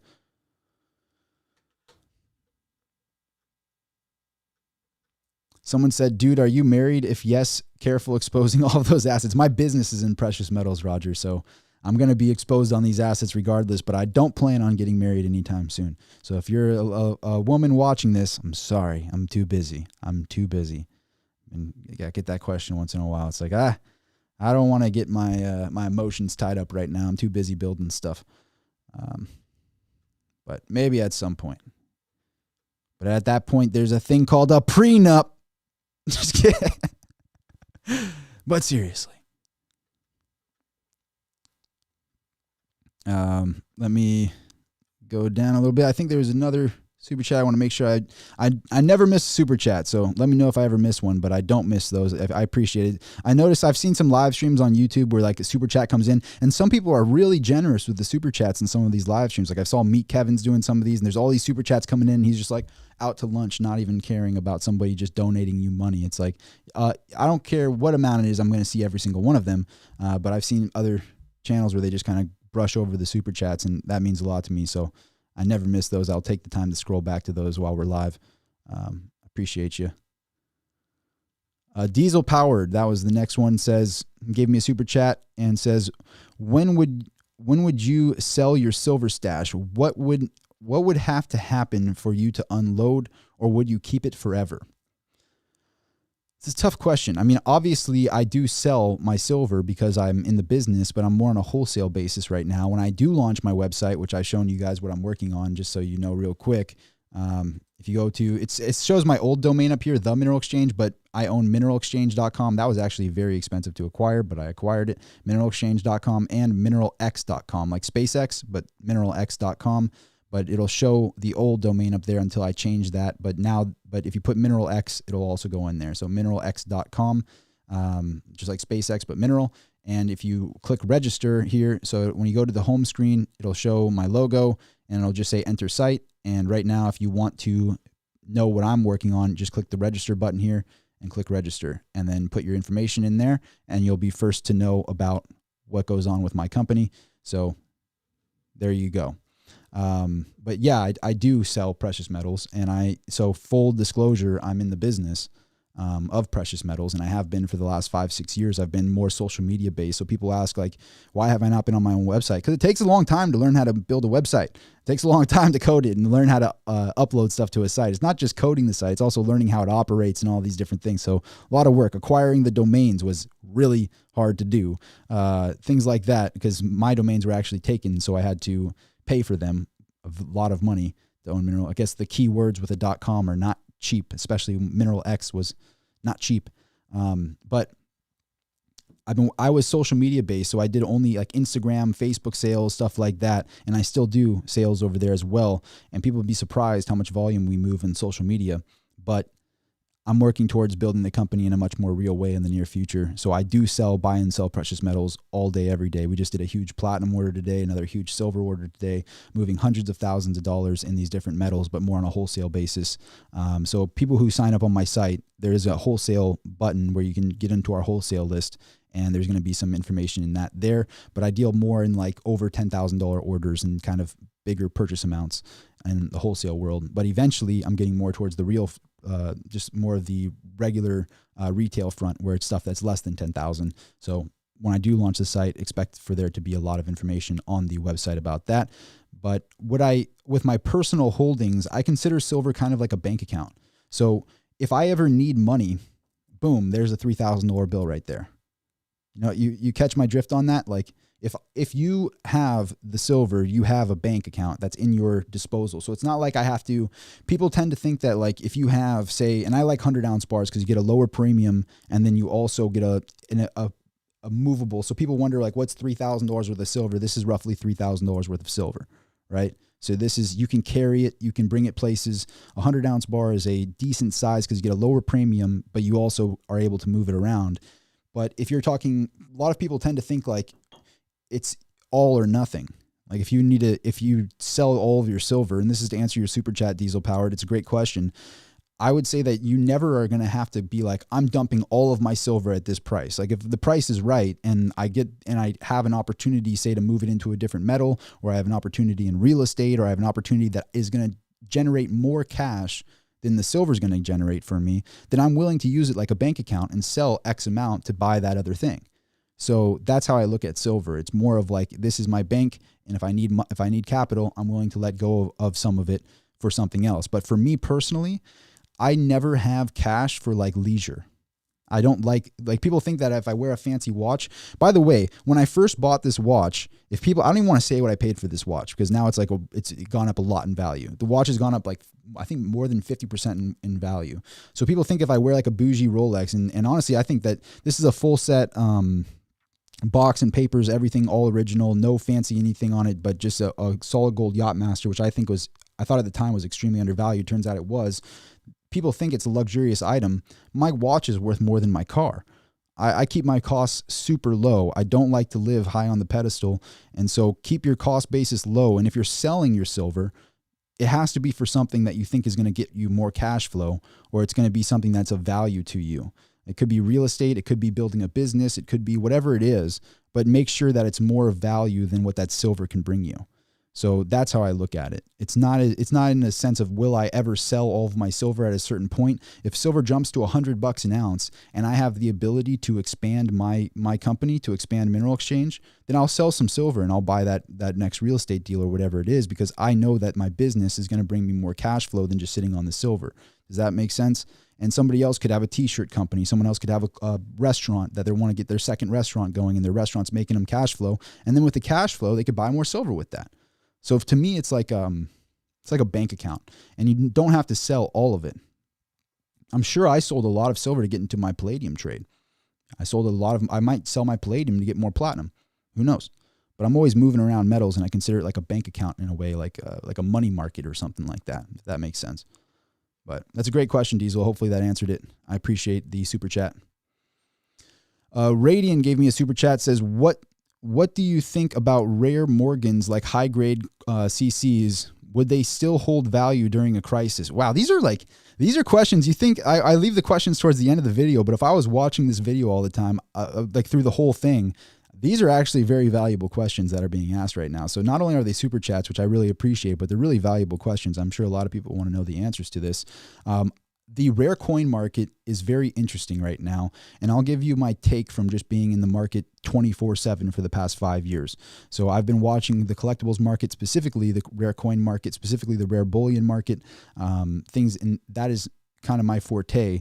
So what I've noticed with collectible coins right now, and he's talking about Carson City Morgans and high grade ones, that is actually a very interesting that's happened, because say you have a high-end Morgan that was like a $10,000 coin, right?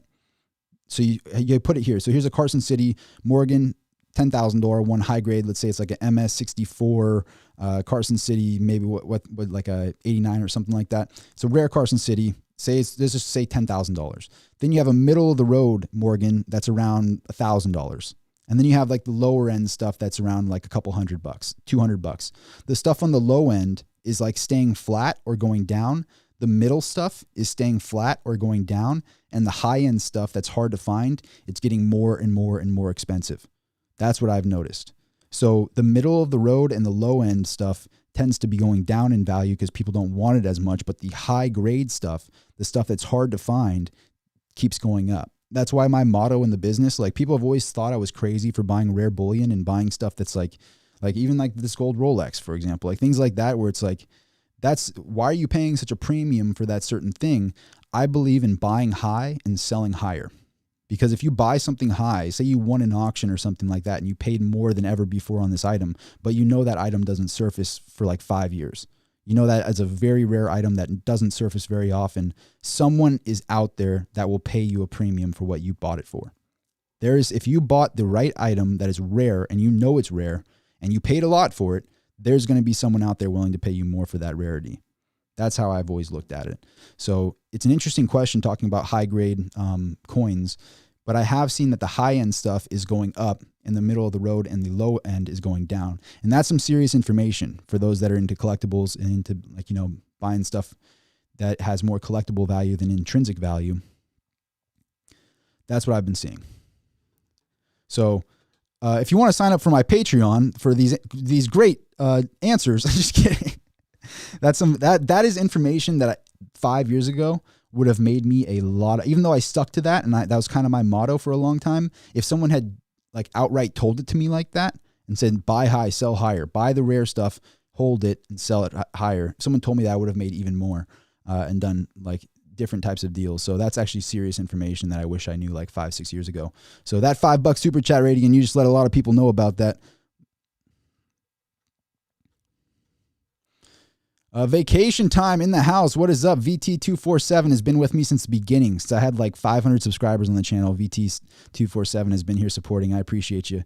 Says Vacation time says, thank you for thanking everyone for their super chats while giving me a super chat. You're all awesome. I appreciate you, man. Thank you, Vacation Time. Super, super cool guy. Means a lot to me, man. Thank you. Thank you for thanking everyone for their super chats. That's rad.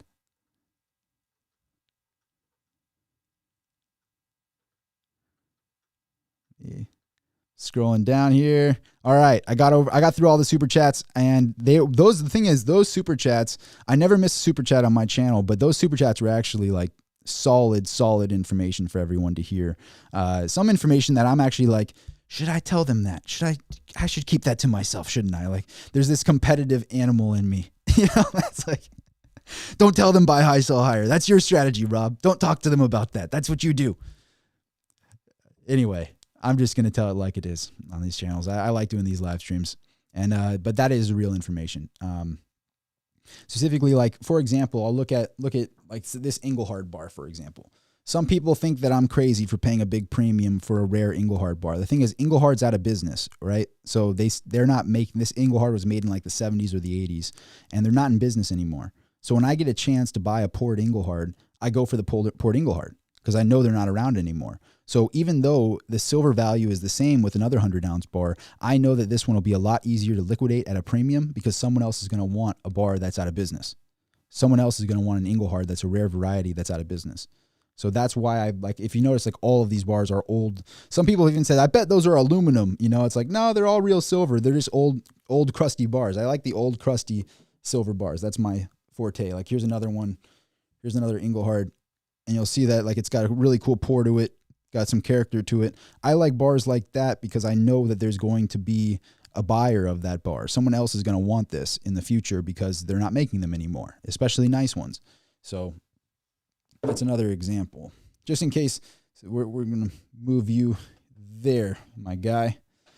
And then, so here's a vintage silver bar. This is a super cool one, actually. I don't even know if I want to show this one. All right. This is a U.S. Silver Corp with the old school Morgan. Speaking of Morgans, this is from like the 50s, this silver bar. Super, super old school one. Bunch of toning on it. But stuff like that is the stuff that I go for myself because I know that they're not making them anymore. They're not in production anymore. So stuff like that is what I go for myself. And people think that I'm crazy sometimes to pay the premiums that I do for certain stuff, but I do because it's never failed me for a long time.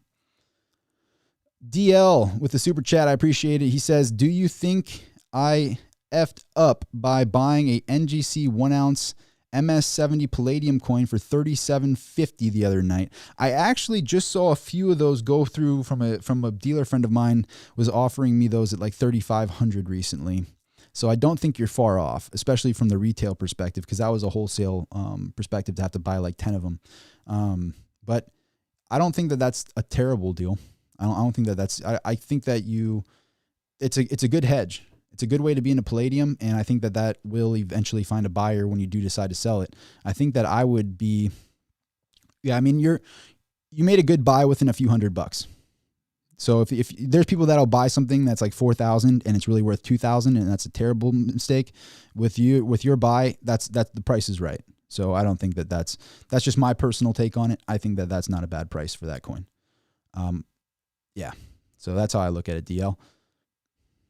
But I think palladium could skyrocket from here and continue up its trend. It's breaking all-time highs, so it really could just randomly do. If the thing is, and I talked about this in this video, and I hope I earned your like by talking about this in the video. This is information I want to keep to myself. Like, there's this greedy. I guess I'm not as greedy as I used to be because I'm doing this YouTube thing now. But there's this part of me that's like, don't tell anybody these secrets. Get more palladium. That's what Toad's telling me right now. He's looking at me right now. My lucky Toad right here is just looking at me going like, dude, what are you doing? Corner the palladium market as much as you can and put it on the website and sell this stuff. Come on, Rob, what are you doing? It's time to make some money. And I'm sitting here like talking about it, But anyway, we've been talking about palladium a long time on the channel, but specifically today, this last couple days here, to see nickel skyrocketing, the underlying alpha information is that palladium is a byproduct of nickel mining. Both nickel and palladium come from Russia. So palladium has been in a deficit for 10 years. Nickel hasn't been. So palladium, if nickel is skyrocketing, palladium's next up. So DL, for buying that NGC 1-ounce MS70 palladium, what's cool is, because it's a graded one, And if you got it from a reputable dealer, make sure you got it from a reputable dealer, because I have a machine that can actually, like, you can test through the plastic, right? So you don't have to scratch the coin or anything to test it when you have the high-end machines. So there's this machine that's like, it's called an XRF machine, and I have one of them. It's like a $15,000 machine, $20,000 machine, and it goes through the plastic and it can prove that it's palladium to me. So make sure that you bought it from a reputable source. But once you have it encapsulated, it's kind of nice to know that it's guaranteed in a way in that capsule. So I don't think that that's a bad buy myself. That's just my personal opinion. Brad Newell gave me a super sticker, and I appreciate that. It's on my end. I think if I look at it on the other screen here, I'm looking at it. There's two different comments screens on here. Let me see. It's like a little lemon. On my screen, it says, from Brad Newell, lemon character with baby lemon with a party horn while marching. That's what it says on my screen, but then over here, I see the actual emojis. I appreciate that, Brad. Thank you, man.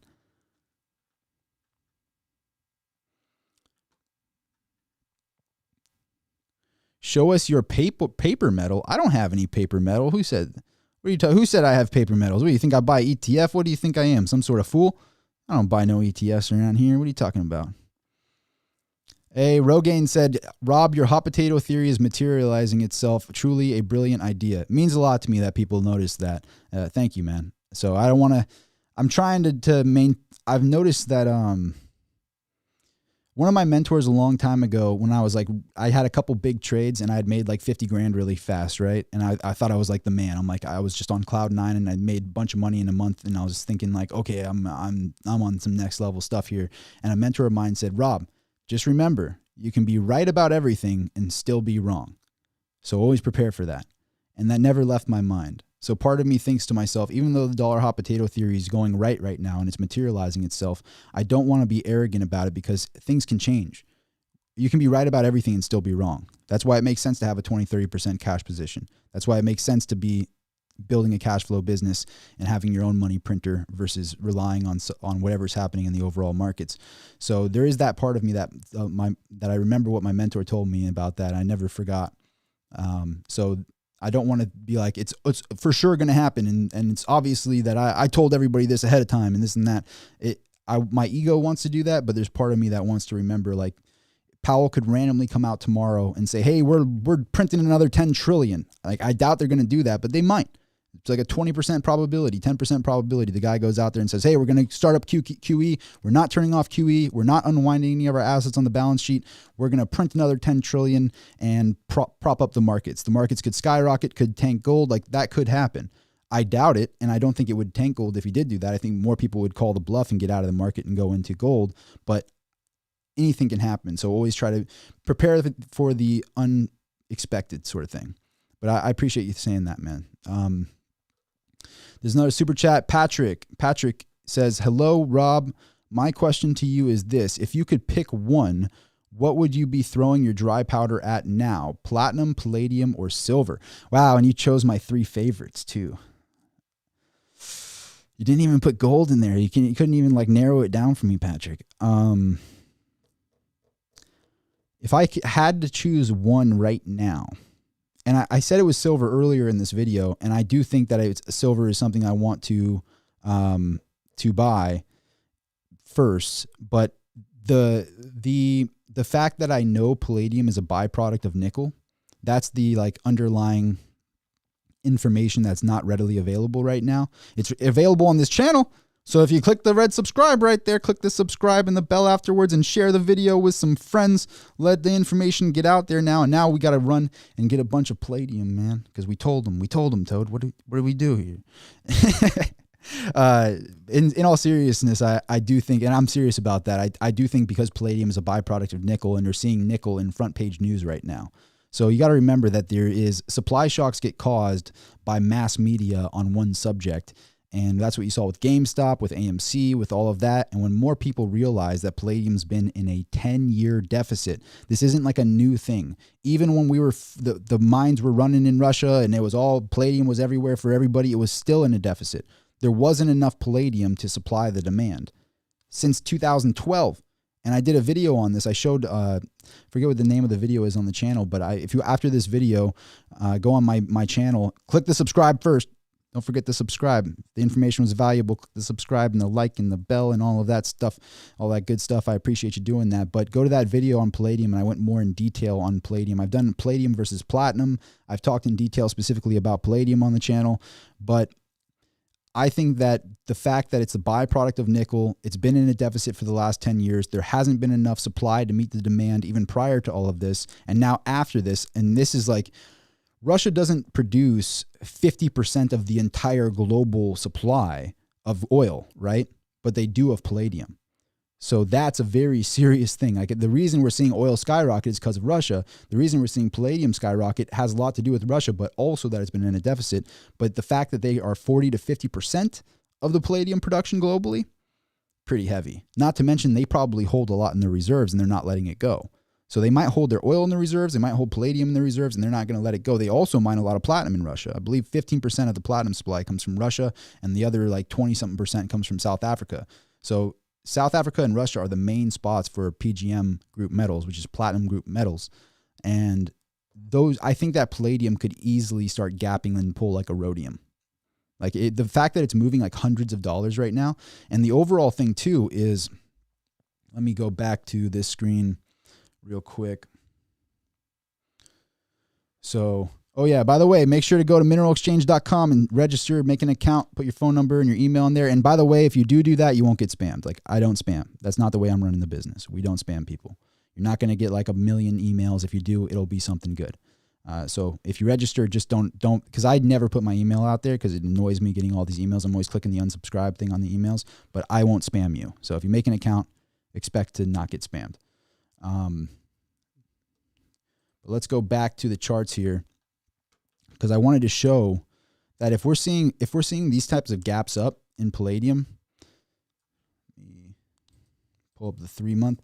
Like this is hundreds of dollars of gap up here. I mean, you're going from 2,300 to 2,600, going like these kind of volatility things here. But the thing that's not being looked at with palladium is that its overall market cap is only a few hundred billion. I believe it's like 200 billion with palladium and 200 something billion with platinum. I think if you combine platinum and palladium's market cap, you're around 500 billion. To put it in perspective, gold is 12 trillion. Yeah. So even when I bring up that market cap, is like how much of that market cap is readily available palladium that's like above ground bullion form? Very little. Very little. So to cause a supply shock in palladium is very possible, and it could just start. I don't know why I don't have rhodium here, but rhodium is one of those metals that went from a few $100 to 20,000 plus. I think it's like 22,000 right now is rhodium. So I've talked about this in the past. There's a deal that I passed on rhodium when I bought rhodium. I think it was like 10 ounces or 5 ounces of rhodium for like $1,400 or $1,200, and I sold it for $200 more the next day. And I remember being like, oh man, I just had a killer deal right there. I just made like $2,000 in a day. That was crazy. And then that same position will be worth like $200,000 right now, $220,000 if I just sat on it. That one's painful. That one's painful. So I'm hoping palladium gets me out of that pain that I felt back then. But yeah, like I'm pulling up the rhodium chart. 5 years ago, rhodium was like, yeah, in the hundreds.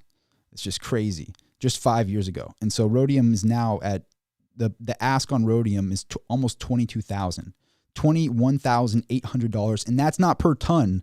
That's per ounce on rhodium. Yeah. So it's same per ounce as the other metals. And here, I mean, palladium just blasted through 3,300. It actually just it gapped up in this video. And it's at 3,323 right now on palladium. So the ask on palladium, as I was talking about that, it's up another $75 as the market just opened. Ask on palladium is currently $3,324 right now. $3,324 on the ask on palladium. So that goes to show you that this is the bid. So when I show you my screen, as I was talking, like literally it's 32.50 here, 33.25 on my phone. So there's a 75 point difference because this is the bid price, not the ask price on palladium. So to answer that question, as I've been ranting, I think palladium is on my buy list right now because look, it's up 2.35% as the market just opened back up another $75. And other metals are kind of lagging behind. Platinum is so cheap right now. It's a steal. But just because of the hype, short term, Short term, the hype around palladium, knowing it's a byproduct of nickel, knowing what's going on with the nickel market right now, of those three metals, I think palladium right now. And over the next 6 months, that'll probably change. Palladium might gap up to 5,000 or something, 6,000. You never know what would happen. Say palladium just crazy ramps up. I would be foolish to not unload like half of my position and then buy platinum or silver with that as it's undervalued. So I kind of shift my metals depending on which one's valued more or less. And right now, palladium, I think, has that potential to just start gapping up and breaking all-time highs. So hopefully that answers the question, Patrick. I'm sure a lot of people in here benefit from that. So appreciate everybody for being in here.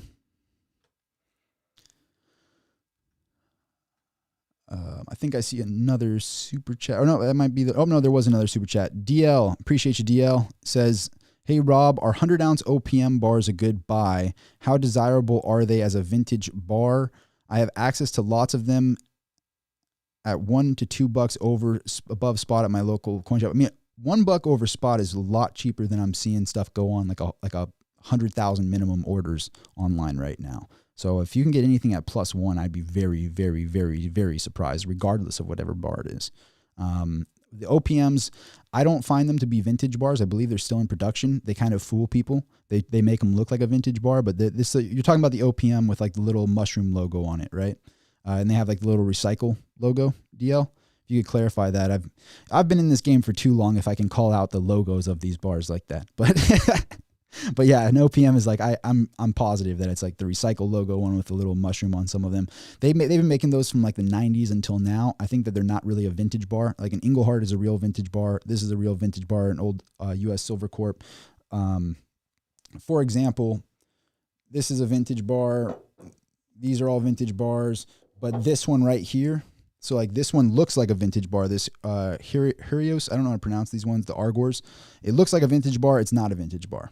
This is a common bar that's still being made. The company's still in production, but it looks like a vintage bar, right? So you got to make sure which ones you're buying are vintage. This one isn't vintage. This is vintage.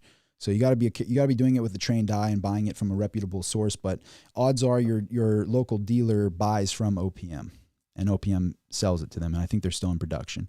So, but at $1 over, that's really, really cheap. I don't know how you'd be able to get that, but I'd be very impressed if you could do that. Anything at $1 over is a smart buy. Like I've seen, dealers will pay more money for that. So I would personally go to that guy and say, hey, can you do a minimum $100,000 order, please? Mineral Exchange with like a minimum $100,000 order. Could we buy them all at +1? And I try to sell them at +1.25. like that's what I would be trying to do in that scenario, because I doubt they could do +1. But if they could, I would be a person trying to make that trade.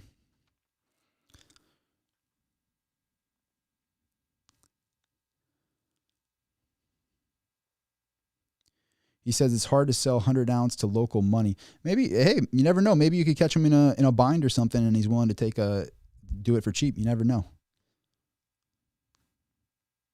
But the thing is, what's funny is what we saw last time. Like when silver skyrocketed last time to over 30 an ounce, we saw the detachment happen, and then there's a detachment between the premium and the bar and stuff. All of a sudden, even though the price of silver went up, the premium went up as well. I had never seen anything like that. Usually when the price is up, the premium gets smaller. But last time we went through like the silver supply shock, it went over 30 an ounce, and silver was trading at like 35 an ounce. The premiums were like $4 or $5, and it was just insane. And I've never seen the premium market add on top of it going up like last time. So anything you can get at a fair premium right now that's why I like 100-ounce bars myself. That's definitely a buy. And when I say that, I have to say disclaimer, everything I'm talking about in these live streams is not financial advice. I'm doing this live, so it might come across as it is, but I'm talking about it if it's me doing this, not financial advice. But a lot of great questions in the super chats and everything. And no, it's crazy. We have 350 viewers in here, and we got 362 likes, and it doesn't show you the dislikes, but there's only 2 dislikes, just so you guys know. It's 362 to 2 right now, so it means a lot to me, everybody. I appreciate you doing that. Everybody that hits that like button, you help these videos reach out to more people. And I think that, and now that this video is reaching out to more people are going to know about palladium, Toad. We blew it, man. My guy, we blew it. Shouldn't have talked about this yet. Should have just stayed to ourselves, Gotten more palladium. Just kidding, just kidding. But seriously. Oh, see, I brought that up and we got 2 more dislikes on there. Now we're at 378 versus 4. Am I allowed to say that? Is the algorithm going to get mad at me for telling them how many?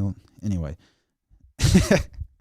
Can you tell that I've gotten kind of fed up with the algorithms at this point? I'm trying to just beat them at their own game. Like, if you don't pump my videos, we will like it until it gets pumped. There'll be a few dislikes, but we can live with that. We can live with that.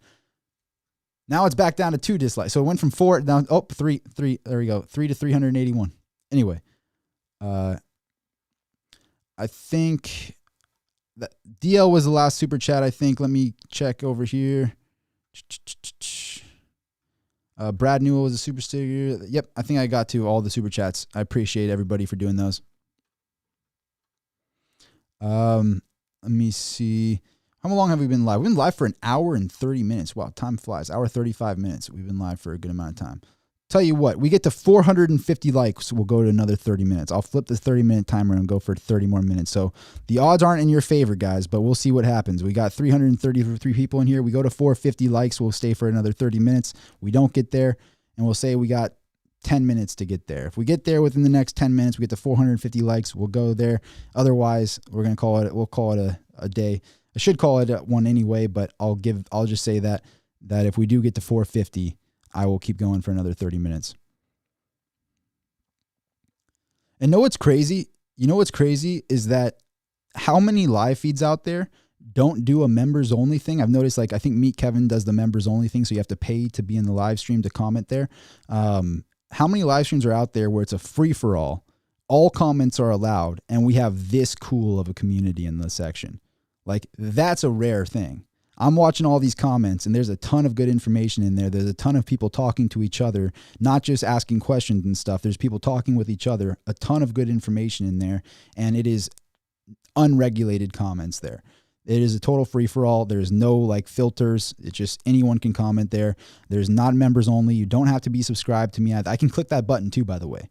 I'm allowed to do that. Most people don't tell you that in these YouTube streams. If I am allowed to click a button that says you can only comment if you're subscribed. So if you're part of the 335 in here and you haven't clicked that subscribe button, just know I didn't pressure you. You could still comment, but please do click the subscribe, because I could have, but I didn't. But I could have, but I didn't. So that there is that button.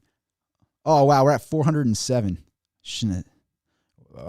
You guys got let's see, if we get to 450, we're close. We're actually at 47, so 40 more likes and I'll stay for another 30 minutes. Regardless, I'll stay for another 10 minutes or so, but we'll stay. Yeah, Vape King, I mean, if you can turn it to a sub only mode, and you can also do a members only mode, so you have to pay to be in the thing. It's not just a super chat, like you have to pay for it, and then you also can do like a sub only chat. So I don't like to do that, because what happens is, like, people will subscribe just so they can comment. They don't subscribe because they want to. I want people to subscribe because they want to. If you only subscribe to comment, then you're probably going to unsubscribe after you're done commenting. So, like, I would rather you genuinely click the subscribe button so that we grow I think that's why the community is so good. None of my followers are bought. We might be a smaller channel, but none of them are purchased. It's not like a giveaway thing. It's not like a sub only thing. It's a genuine account. And that's why I think that our live feeds are doing so well, because we have a really good community around it that hasn't been, like, forced into being part of the community. I think when you force people to be in the community, you make a bad community. So we got a really good community here, and I appreciate you all for being here. Zilla's saying, flip the Soltan sand timer. We're at 422. We're actually only like 28 likes away. If the 28 people like it, I'll flip it. We're getting pretty close. That goes to show you. Look at all these people up in here that hadn't clicked the like yet. I thought you would have already clicked the like. You called my bluff and you hadn't clicked the like. You've been waiting till this moment. They're going to get me. Fatal Money says, I subbed to you when you were like 100 subs, stopped watching, but now I am enjoying your live streams. Hopefully I can get as big as you. I appreciate that, Fatal Money.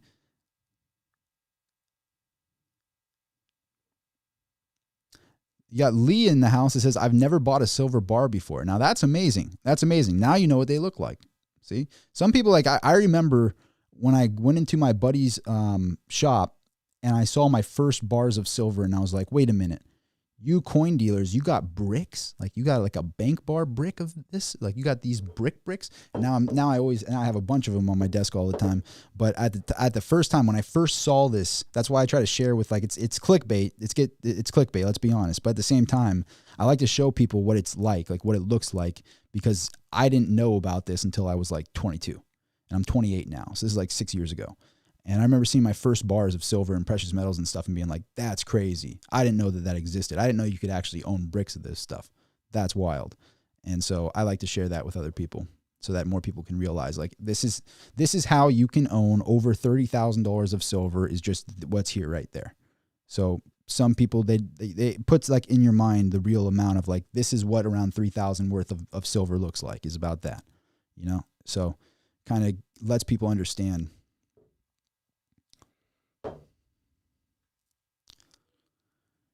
Yeah, we're starting to see that. So Retro Habit says he has like a pawn shop or something. Says we sold out of 1 ounce silver bars this afternoon at the shop. Yeah, it's stuff is selling quick, and that's why I'm kind of holding right now. I'm kind of sitting. I'm building my website up, getting the website going. You'd be surprised how many people are registered on the site, and I haven't been selling anything because I'm kind of sitting on the sidelines watching right now. I'm a small time guy. I move a lot on the back end, moving wholesale deals and stuff, but on the front end, I'm holding a lot of inventory because I believe in what I'm holding. That's how you know that I'm real about it. Like, I'm not trying to sell my inventory right now. I got a lot of inventory right now. I'm not trying to sell it. I want to hold it. I want to buy. I bought a ton of more inventory, and I'm just sitting on it. And eventually, when I launch my website, people will see how cool my inventory is. Like, I've got some crazy stuff that I just don't show. When I do show it, it's on my Instagram. So go to my Instagram. I show this stuff like these actually just sold, unfortunately. Unfortunately, these sold to my buddy. So I had I had a 10 ounce gold bar and a 10 ounce platinum bar. And I wanted to make a platinum versus gold video, but I didn't get that one done. I sold those too fast. He wanted them. I sold them. I shouldn't. But the thing is, this is why I've been holding my inventory. I sold those, and now they're worth like $2,000 more than what I sold them for. Could have made $2,000 by holding those another few days. You know what I mean? Like, that's why I'm trying to hold my inventory right now. Those were bad to the bone. I love those Inglehards. I sold those. Shouldn't have sold them. Liked them too much. But if you want to see like the stuff, like if you want to see a close up of my watch that I wear, stuff like that, it's all on my Instagram. So at Rob Soltan on Instagram, shoot me a follow. And then also, it won't let me do it when I click here. Like, yeah, see, it'll say page unavailable. I don't know why it does that, but if you click my story, it'll show like that there's a link to my live streams. So you'll be able to see my live streams and stuff. That picture did really well. It's almost 5,000 likes on that thing. I need to focus more on the Instagram. I've been on the Twitter too much. Time to go to the Instagram. Instagram treats me better than Twitter. And I can actually show it's the stuff that I collect and the stuff I buy and stuff. But God, it's so crazy. I'm still not used to looking at the price of oil being $125 an ounce. I'm not used to that at all. That's just a trip to me to see that. Absolutely wild. Wow, we hit 450 likes. They did it. Oh, man. Another 30 minutes. All right. I'll tell you what. I said you called my bluff. You did it. I thought more people would have hit the like button by now, and we only had like 300 some odd people in here. But you know what? You did it. We got the 450 likes. You win. Nah, I'm just kidding. I'm stoked to be here for 30 more minutes with you guys. I enjoy these live streams. They're a lot of fun. But yeah, I was just saying, like, and it means a lot to me too, because if we get to like 450 likes, that stuff happens. It means that you actually want me to stay live. It's not that I'm just here talking and you don't really want to be here. It means that people want to be here. So it means a lot to me. I appreciate you guys. But yeah, I'm still not used to oil being this high. And how long will it last at these levels? I don't know. But this is the yearly chart on oil. Or that wasn't the yearly chart. This is the yearly chart on oil. Now we're like, just to see that kind of a gain on it. Let's show like the 5-year chart on oil. I mean, even in the last 5 years, it's higher than it's ever been in the last 5 years. And look at these two candles here. It just shows you how much it just skyrocketed off of everything that's happening now. And the crazy part is, imagine what's going to happen when the real inflation numbers come out. excuse me, I think that Powell is going to come out and talk about the CPI being like well over 10%. And that's their crazy hand-picked numbers with the CPI. If we go by the real numbers that include things like oil, include things like the real rent prices, the real property prices, things like that, the real grocery prices, not the hand-picked basket of goods that they do, you would show that it's through the roof right now. It would show that it's 15, 20%, but they don't show us the real figures on the CPI. But I'm astonished on how high the price of oil is. This is the last 5 years, by the way. So in the last 5 years, it's at all-time highs over the last 5 years. But the yearly chart is astounding. And again, I mean, what caused stagflation in the past? It was oil. So I would argue, I said this, I made the stagflation video like 4 months ago, or like 3-4 months ago, talking about how we're in stagflation right now. And I stand by that. I think we were in stagflation then. I think we're in stagflation now, and the effects haven't really been hit. And I think people are going to realize just how badly we need oil to run our economy. It's going to hit, and all the Green Deal stuff, all the people that are only about renewable energy are going to realize that there's not enough renewable energy to meet our demands for energy in the U.S., and we're going to have a major, major inflation problem because of it. And it's such a simple fix. That's the crazy part. It's such a simple fix because we have our neighbor in Canada has a ton of oil. We have a pipeline that will perfectly produce oil more than what Russia exports to us. And we could literally be pumping oil like nobody's business, exporting this oil, making a fortune off of it, have enough to be energy independent and make money off of it with our allies. And here we are letting it just go to waste.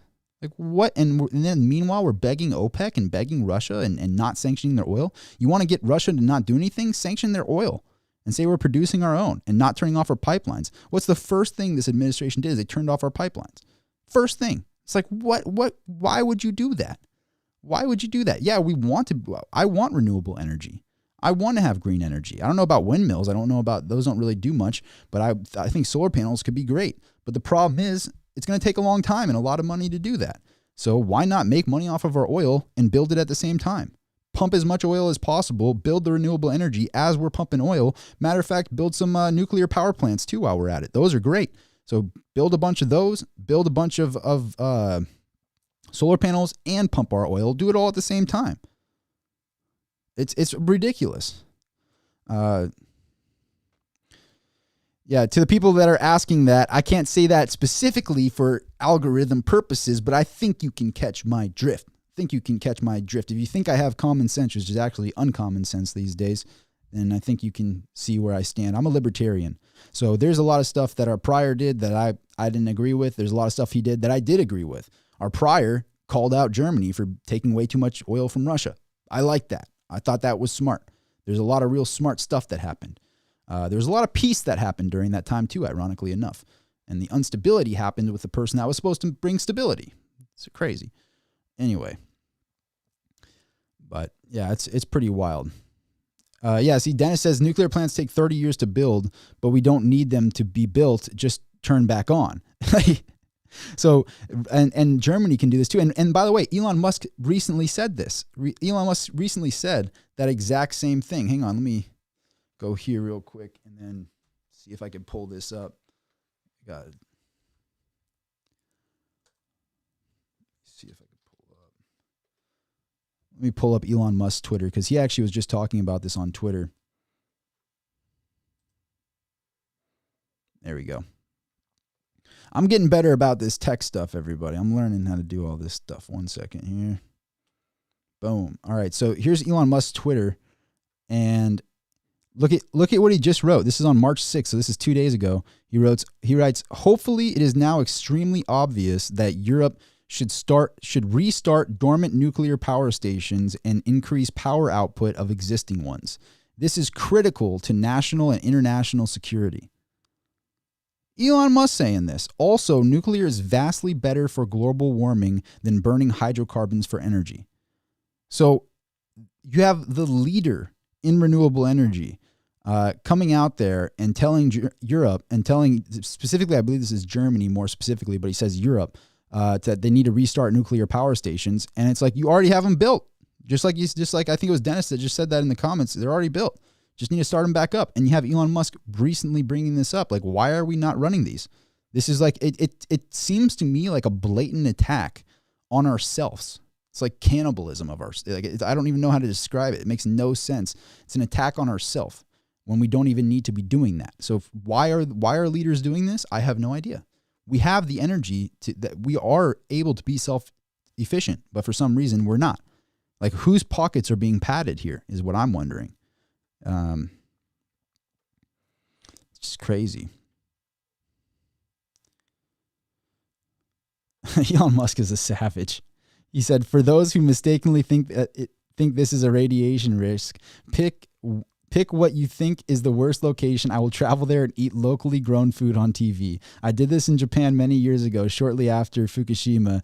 Radiation risk is much, much lower than most people believe. Elon Musk, I'll be honest with you, lately he's being a real one. Maybe he thinks that this is like a EOW situation, and he's just like, might as well just tell it like it is for a while, because he's going off on his Twitter recently. The other thing that he said, this is what I did the video on the other day, was the one down here. This is a crazy tweet. This is just crazy that Elon Musk would say this. Hate to say it, but we need to increase oil and gas output immediately. Extraordinary times demand extraordinary measures. Obviously, this would negatively affect Tesla, but sustainable energy solutions simply cannot react instantaneously to make up for Russian oil and gas imports or exports. He's telling it like it is. And he probably understands that as oil skyrockets like this, it's going to negatively affect the entire world economy. It's going to cause us to be in stagflation, which I think we already were there back here. I think we were in stagflation. Now it's just, you have a serious supply shock. You got a major catalyst. You have people flooding out of equities and into safe haven assets. You have the dollar going up in purchasing power because people are nervous and selling out of their equities, going into risk off places. It's only so obvious now. I mean, it's so obvious what is happening. This is like every single bulletin point is exactly what happened when we went through stagflation in the early 80s, late 70s, early 80s. It's obvious. And now we're seeing like supply shocks hit things like nickel. I mean, look at that. That is bananas what happened to the nickel market. Let's pull up the yearly chart. That is the 1 year chart on nickel. Oh my God. I'm going to start digging for some nickels around here, man. I need to find some of them. Jesus. Holy crap. Look at the 5 year. I don't think the chart only goes back so far, I think, actually. So let me pull up. I think it pulls back to the 1 year.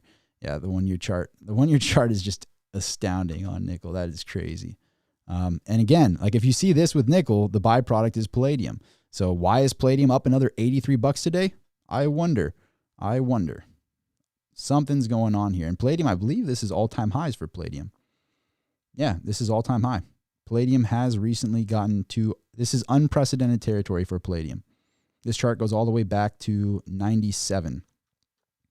And palladium back then was a couple $100. Jeez, what a buy that was to sit on palladium over the last 20, 30 years. Holy moly. Yeah. I mean, let's see, like if you bought in palladium in 09, palladium was $157 an ounce and skyrocketed from 100. What does that calculate out to? I got it. I want to know the actual percentage gain that is. Say it was 160 to 3,300. 3,300 divided by 160. That's a 20x return. Wow. Almost a 21x return. So from October, November of 08 until now, you're talking about a 20x return. Wow. That is wild. That is wild. Oh, look at that. There's people that always have to try to ruin a good thing. Look at this. We had such a good comment section, and boom, some random spammer has to come in here with some. See, this is when I gotta moderate stuff, and it's annoying to do that. Let's just what do I do here? Hide user. Boom. All right, you're gone. See, it's very rare, but every so often I gotta get rid of them. But that was the only time that in this entire live stream we didn't have a single spammer, and then we had one right there. Got rid of it though. See, that's how you know it's a legit thing, because I have to do it myself. I don't have a moderator. Yodi says palladium is going to 20K. I'll tell you what, I still own, and I have pictures of this on my Instagram. Actually, I could show you on here. So that's great that I can actually show you on here. But this bar right here, and this is a palladium Engelhard and a platinum Engelhard here. This one's palladium, that one's platinum on my Instagram. And I still own both of those. So that bar alone right there, just that palladium bar is like a 35K melt value bar, $33,000 to $35,000 bar when you talk about the premium of just the melt value, not the fact that it's a rare Engelhard on top of that. But those two bars, you're talking about like almost 60 grand in 2 bars. It's crazy what palladium's price is doing. So to put it in perspective, if palladium did go to 20,000 an ounce, that bar right there would be a $100,000 bar. Just that one bar in my hand right there will be a $100,000 bar. Crazy. That would be wild. Hasn't set in that I still own that thing. I have not sold that. I sold these two. I did not sell that yet. So I'm going to hang on to that for a little while.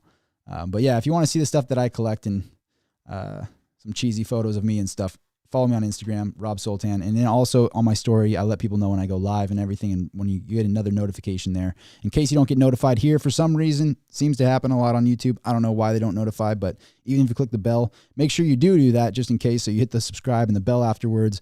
But if you want a notification on top of that, it'll be in my Instagram story on this one. And I'll show you what I do there. So basically it looks like this. Keep showing people this because I want to be able to notify everyone. But on my, like if you go to my Instagram story, so like here's my Instagram story. I don't know, I won't show, but if you click the story right there, you see that? If you click the story, it'll show you like a link and how to get to these live streams. So you'll get a heads up if you follow me on Instagram, at Rob Soltan on Instagram. Shoot me a follow over there.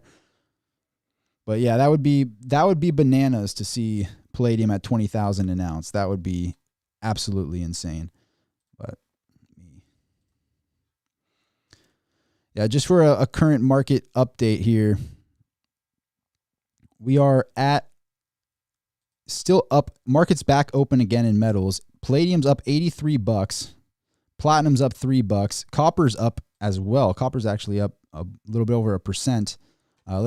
I think nickel is still halted. I think the trading for nickel is still halted right now. Let me put myself up there. Yeah, I don't think this is a lot. Holy crap. That chart cracks me up. That chart is just wild. That is bananas.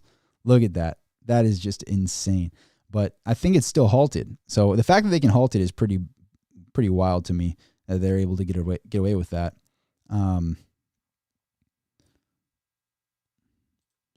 But gold tracing back a little bit. I mean, it did kind of skyrocket. So let's check like the daily chart on gold real quick.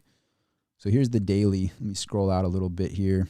So it peaked. Gold price peaked right here at just about 2070 was its peak on the daily. So it's getting pretty close to those all-time high levels, and now it's pulled back down from the all-time, or not. This isn't all-time high. All-time high is just under 2100. So it's right there at all-time highs at this point. 2070 was where it was at today, was its peak, and now it's down at 2038. So from the peak to here, we're talking about $30 down. It did. So when it hit this peak, we saw a big sell-off that brought it down to 2020, and then now it's recovered back up and it's down again, recovered back up to around 2050, fell back down again to 2038. So pretty crazy amount of volatility for gold actually on the daily. Interesting to see this happen, but to see the gap up, the original gap up, this is the 8th right here. Keep in mind, this is the daily chart. We're going by like hours here. As I move this along here, we're talking about hourlies, not dailies. So this is the beginning of the day of today, March 8th. And so the bottom was 1980. So at one point from the bottom of the day at 1980 to the top, we had almost 100 point, a 90 point day in gold. When is the last time we had a 90 point day from bottom to up in the same day? That is insane. So it's not just that it was plus 50. It's that it was from the bottom to the high. It was a plus 90 day. Wow. That's pretty insane. So to see it pulling back a little bit is normal, but that's pretty crazy to think that from the beginning right here at the day, this is March 8th. Yeah. So $90, pretty serious jump there for the gold market. You got to remember, you're talking about a $12 trillion market. So to see a market like that, what's a 100-point jump on 2000 is what, 5%? Yeah, a 5% jump on the daily is pretty heavy for a $12 trillion market. Where does that come out to? So 12 trillion, 5%. What's that? $500 billion flooding into gold, roughly? That's right? Like $5 to $700 billion coming into that marketplace. Wow. That's heavy to think about. Somebody correct me if I'm wrong on that math. So if gold jumps $100 in a day and is trading at 2,000, that's a 5% gain. And then 5% of a $12 trillion space would be roughly what, 600, 700 billion? Is my math right there? Somewhere between $5 and $700 billion flooding into gold. Somebody double check my math, but I think roughly I'm right on that. So that's pretty heavy. That's a pretty heavy amount of money flooding into gold. I mean, when you're talking about having $1 trillion or $500 billion to $2 trillion movements on a asset, that's heavy. That's heavy to think about. That's the first time I decided to put it in that perspective, actually. Just thought about how much money. And just to put that into more perspective, if that is a $500 billion move, so seeing from here to here is around a $500 billion move in gold, right? When you talk about it from a market cap, yeah, Rolf said 600 billion. So my math was right, 5 to 6, 700 billion. So let's call it 500 billion. Let's say this is a $500 billion move here. Keep in mind, all of palladium and platinum's market cap combined is around that. So that is literally the entire market cap of palladium and platinum combined, just the movement today in gold. And people ask me, like, can you squeeze silver? That's almost like that's half of silver's market cap in a day. You know, maybe more than half when we talk about above ground silver. So, I mean, you're talking about moving. People tend to forget just how undervalued utility precious metals over here are. I mean, if you're talking about silver, platinum, palladium, all of those combined, you're talking about roughly 1.5 trillion. All of those combined, these three metals, silver, platinum, palladium. If you talk about just platinum and palladium, you're talking around 500-600 billion on their market cap. And that's just like a rough figure because you don't know exactly how much is going into materials and stuff because all the palladium is being eaten up by demand, literally all of it. So how much is in bullion form above ground? Very little. Very, very little. So that's what I tend to look at things from a very macro perspective, but it's insane to realize how undervalued utility precious metals are in comparison to gold. But to see gold do a $500 billion fluctuation in a day just shows you how much money is flooding from this space here into this space here. And I think it's a matter of time before it shows just how much it's going to flood into these three here. These are my three favorites. Silver, platinum, palladium is where I want to be personally. But to see how much money is going into gold, astonishing. Absolutely astonishing how much money that really is. I didn't even think about that. I don't know why I didn't think from that perspective. But yeah, that's 500 billion plus flooding into a market on a daily candle. And then when you change your analysis up even more, so say you pull up the 3-month chart and you change that analysis and you go from here, from let's say 1800 to where it is now, you're talking about an over 200-point movement. You're talking about a 10% movement to get from here at the beginning of February. So February 1st range, right? So February 1st until today, that's a 200-point jump, right? So about a month. Let's say about a month here. In 1 month, that's a 10% movement on a 12 trillion cap. So you're talking $1.2 trillion flooded into gold in a month.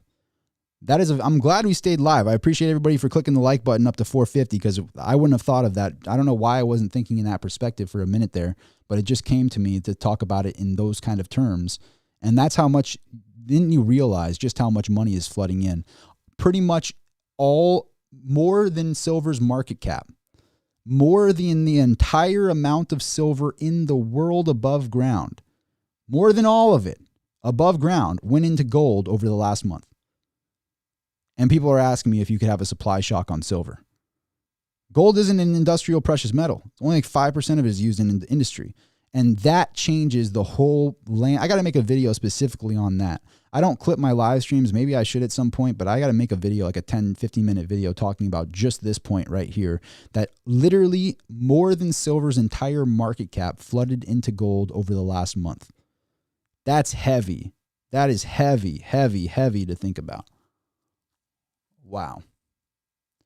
I'm kind of having a moment just trying to rationalize that for a second here. Rolf says, but why when you can earn 1.8% on a US 10-year bond? Why would you do that? I mean, look at these beautiful bonds here. Don't you want one of these beautiful bonds? I agree. You know, what a great place to park your money. You got inflation running well over 7.5%, probably 20% when you go by the real figures, but 1.8% to lock up my money for 10 years. That sounds like a great deal, especially when you see gold up. I mean, you know what's crazy? Imagine the person that bought the 10-year bond, right? And you're looking at the chart on gold, and gold just went well over 10% in the last month here. So gold in the last month goes up 10%. That is literally 5 years of having your money tied up in bonds. If you had your money tied up in bonds, if you had a 10-year, it will take you more than 5 years to get the return that gold just got in 1 month. So technically speaking, you could have bought gold last month, sold gold today, and you would have enough return as if you locked your money up in that 10-year bond for entire 6 years, 5-6 years. But then you would still have to pay a fee. You wouldn't get your entire money because you have to pay a fee for getting out of that before the 10-year mark. So that just goes to show you, I mean, who is buying a bond? Who out there wants to own bonds, and how is that market over $100 trillion in there? I have no idea. I'm astonished. Like, it is unbelievable that anybody would want to buy a bond right now. You would literally, over 1 month in gold, you would get 5 to 6 years of returns in bonds, in a 10-year bond. So in just 1 month of gold, like, that's something to think about. Like, oh, well, I could have just locked my money up for 1 month, sold it, had to pay no fees, no cancellation fees or anything, and get out of gold. And then I have 5 years of returns, and I didn't even have to buy the bond. I could have just held gold for a month. Pretty unbelievable when you think about it from that perspective, but also very unbelievable when you realize that this, from the beginning of February until now, just over a month, talking about a 10% return in gold, but 10% in gold, again, is like $1.2 to $1.4 trillion, which is more than silver's entire market cap. So more than silver's entire market cap flooded into gold over the last month. Heavy stuff to talk about there. But then at the same time, the metal that I think is the most comparable to silver, because they're both needed for conducting electricity, is copper, and copper is recovered to all-time highs. Copper is back up to all-time highs, but silver isn't. Like, this is the most relevant metal to silver because they're both the conductor, but silver is actually a better conductor, way more widely used when it comes to like advanced tech, because it's a better conductor, but it's not back at that level, and it's a monetary metal. So you got, I know copper's a monetary metal as well, but I broke down in this live stream why I think it's kind of hard, even though it is a monetary metal, and I was wrong for saying it wasn't in the prior video, so I own up to that. But we have to be real that to have, like, I have 30,000 plus in silver on my desk here. Let's say 35,000 in silver on my desk. To have 35,000 in copper on my desk, I couldn't have even like lugged it in here. I would have needed like a crane, like a forklift.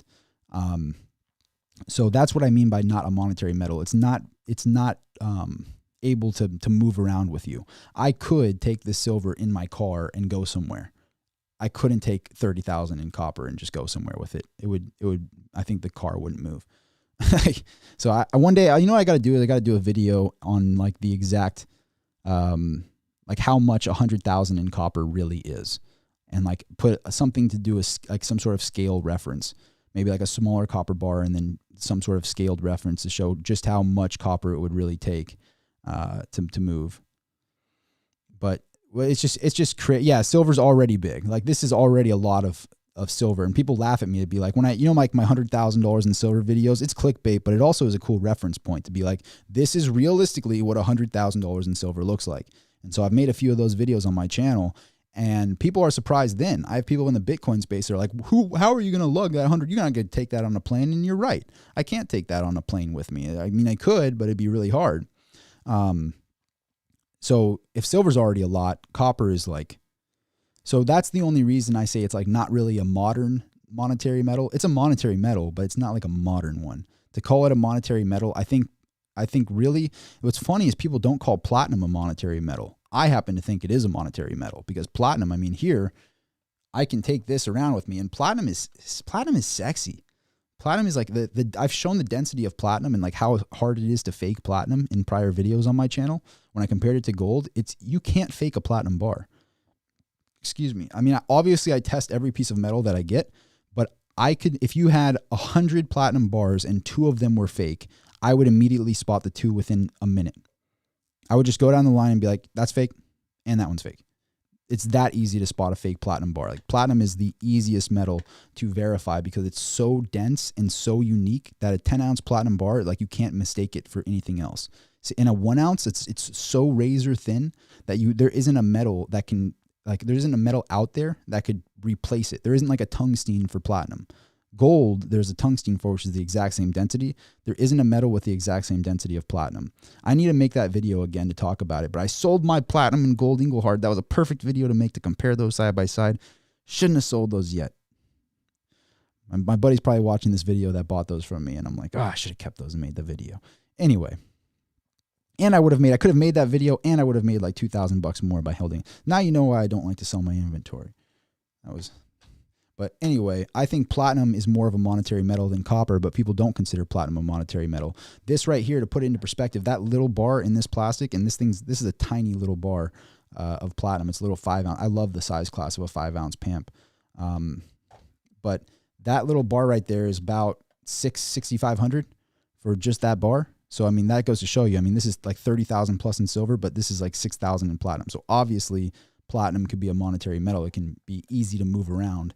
But copper, I just don't see it as a monetary metal for that reason. But even though it is one, anyway, I won't go on too long about that. But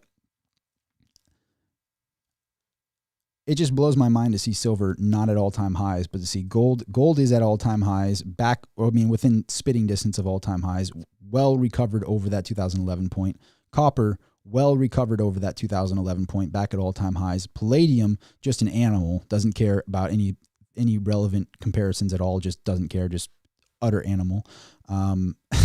Just palladium's it's the middle child of metals. Like, and I have a lot of love for the middle child of metals. But yeah, just performing like crazy, doesn't get the love it deserves for some reason. Like, you know what it is? Like, it really feels like to me, gold is the firstborn. You know, this is the firstborn child. You know, everybody loves gold, firstborn.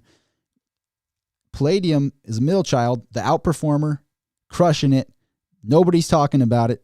Absolutely crushing it. And then, if that wasn't bad enough that nobody's talking about you and you're the middle child of the metals, you got nickel, who's the baby of the family, just getting all the attention that's sold by the ton.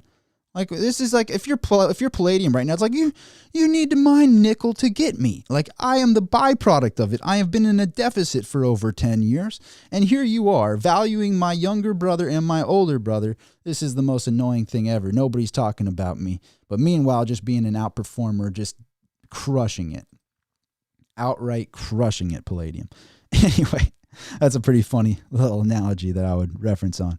But let me go back. Well, this has been, I was planning to go for like a 30-minute live stream to talk about precious metals, to give you guys a market update, tell you what I thought about nickel, told you what I thought about palladium, platinum, silver, gold. Hopefully you got a lot of value out of this video.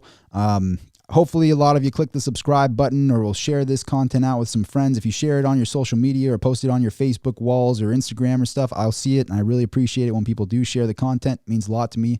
I rely a lot on word-of-mouth advertising because this kind of topic, I guess, is hard to get pushed into the algorithm. So people that like the video, people that share the video, I rely a lot on that, and it means a lot to me. So thank you, everybody, for doing that. And if you were so kind to hit the subscribe, would really appreciate you doing that and being part of the channel, and the bell afterwards if you want to be notified. Also, please follow me on the Instagram at Rob Soltan on Instagram. I know I've said it like 5 times, but it's really good to have another platform to give you a notification on, just in case this notification doesn't work for some reason. But yeah, that will be the video. Thank you, everybody, for being part of this. Hopefully, again, there was a lot of good, valuable information. I don't like to go live and not give any good, valuable information, so hopefully there was a lot of it here. Appreciate all the super chats and everybody for the great questions also. Like, the super chats weren't just like, they were all really, really good questions that I'm sure a lot of people benefited from those. So I appreciate all the support on the super chat, and I appreciate all the love. Appreciate that I have to do little to no moderation in my comments, and we all can have freedom to talk in these comment sections. Again, like you saw, the only thing I moderated on this whole live stream was like there was one random spam account. But if it's not spam, I let anything fly. There's people that don't agree with me, people that do agree with me, and there's a great conversation happening in these live streams. And also, I post these live streams for later viewing. And not only do I post the live stream for later viewing, I post the comment section. It gives me the option. I actually have to click it myself to make sure that you can view the comments later on. So all the comments that you're saying in the live stream are posted later on in the video. I have to click that, but I do click that on so people can view the comment section with the video. If you missed the live stream, you could see what was being said in the live stream, because the comments are very valuable in these live streams. So thank you again for another great live stream. Have a great rest of your day, and let's see what happens with metals. Maybe we'll make this a regular thing to do like a metals market update. I don't know if I could do 2 hours every day, but today we did 2 hours. So maybe like a 30-minute update every day on these metals markets and stuff. And as we're closing right now, just to give you a closing report before I end this live stream, we'll give you one more closing report here. Palladium is almost up $90 since market open. Platinum up $3 now. I don't see this disconnect here. That is wild to me. I think a lot of that money is going to have to flood into platinum. As this disconnect gets too wide, I think platinum has to start gapping up. It's just too cheap for platinum right now. Copper is going up a bit. Copper's at 475. I want to see copper break $5 an ounce. If we see copper break $5 an ounce, we'll probably see silver over 30. So to see copper get up there is going to be a really good sign for silver. But that is, and gold is tracing back just a little bit, tracing back $10. Again, gold did gap up heavy today, so makes sense for it to pull back just a little bit with some selling. But I mean, that's a serious gap up for the daily for gold, and it is holding those gains. Even though it says it's down 10, it's still at 2040. And that 2000 level was a strong level to break through, and to cut through it like butter like that. Very interesting with gold. And to talk about it from a market cap perspective, to see $500 billion going into gold in one day is heavy. It's heavy. But again, have a great rest of your day, everybody. Thank you so much for subscribing, for hitting the like button, for all the support. I will see you at the next video. Signing out.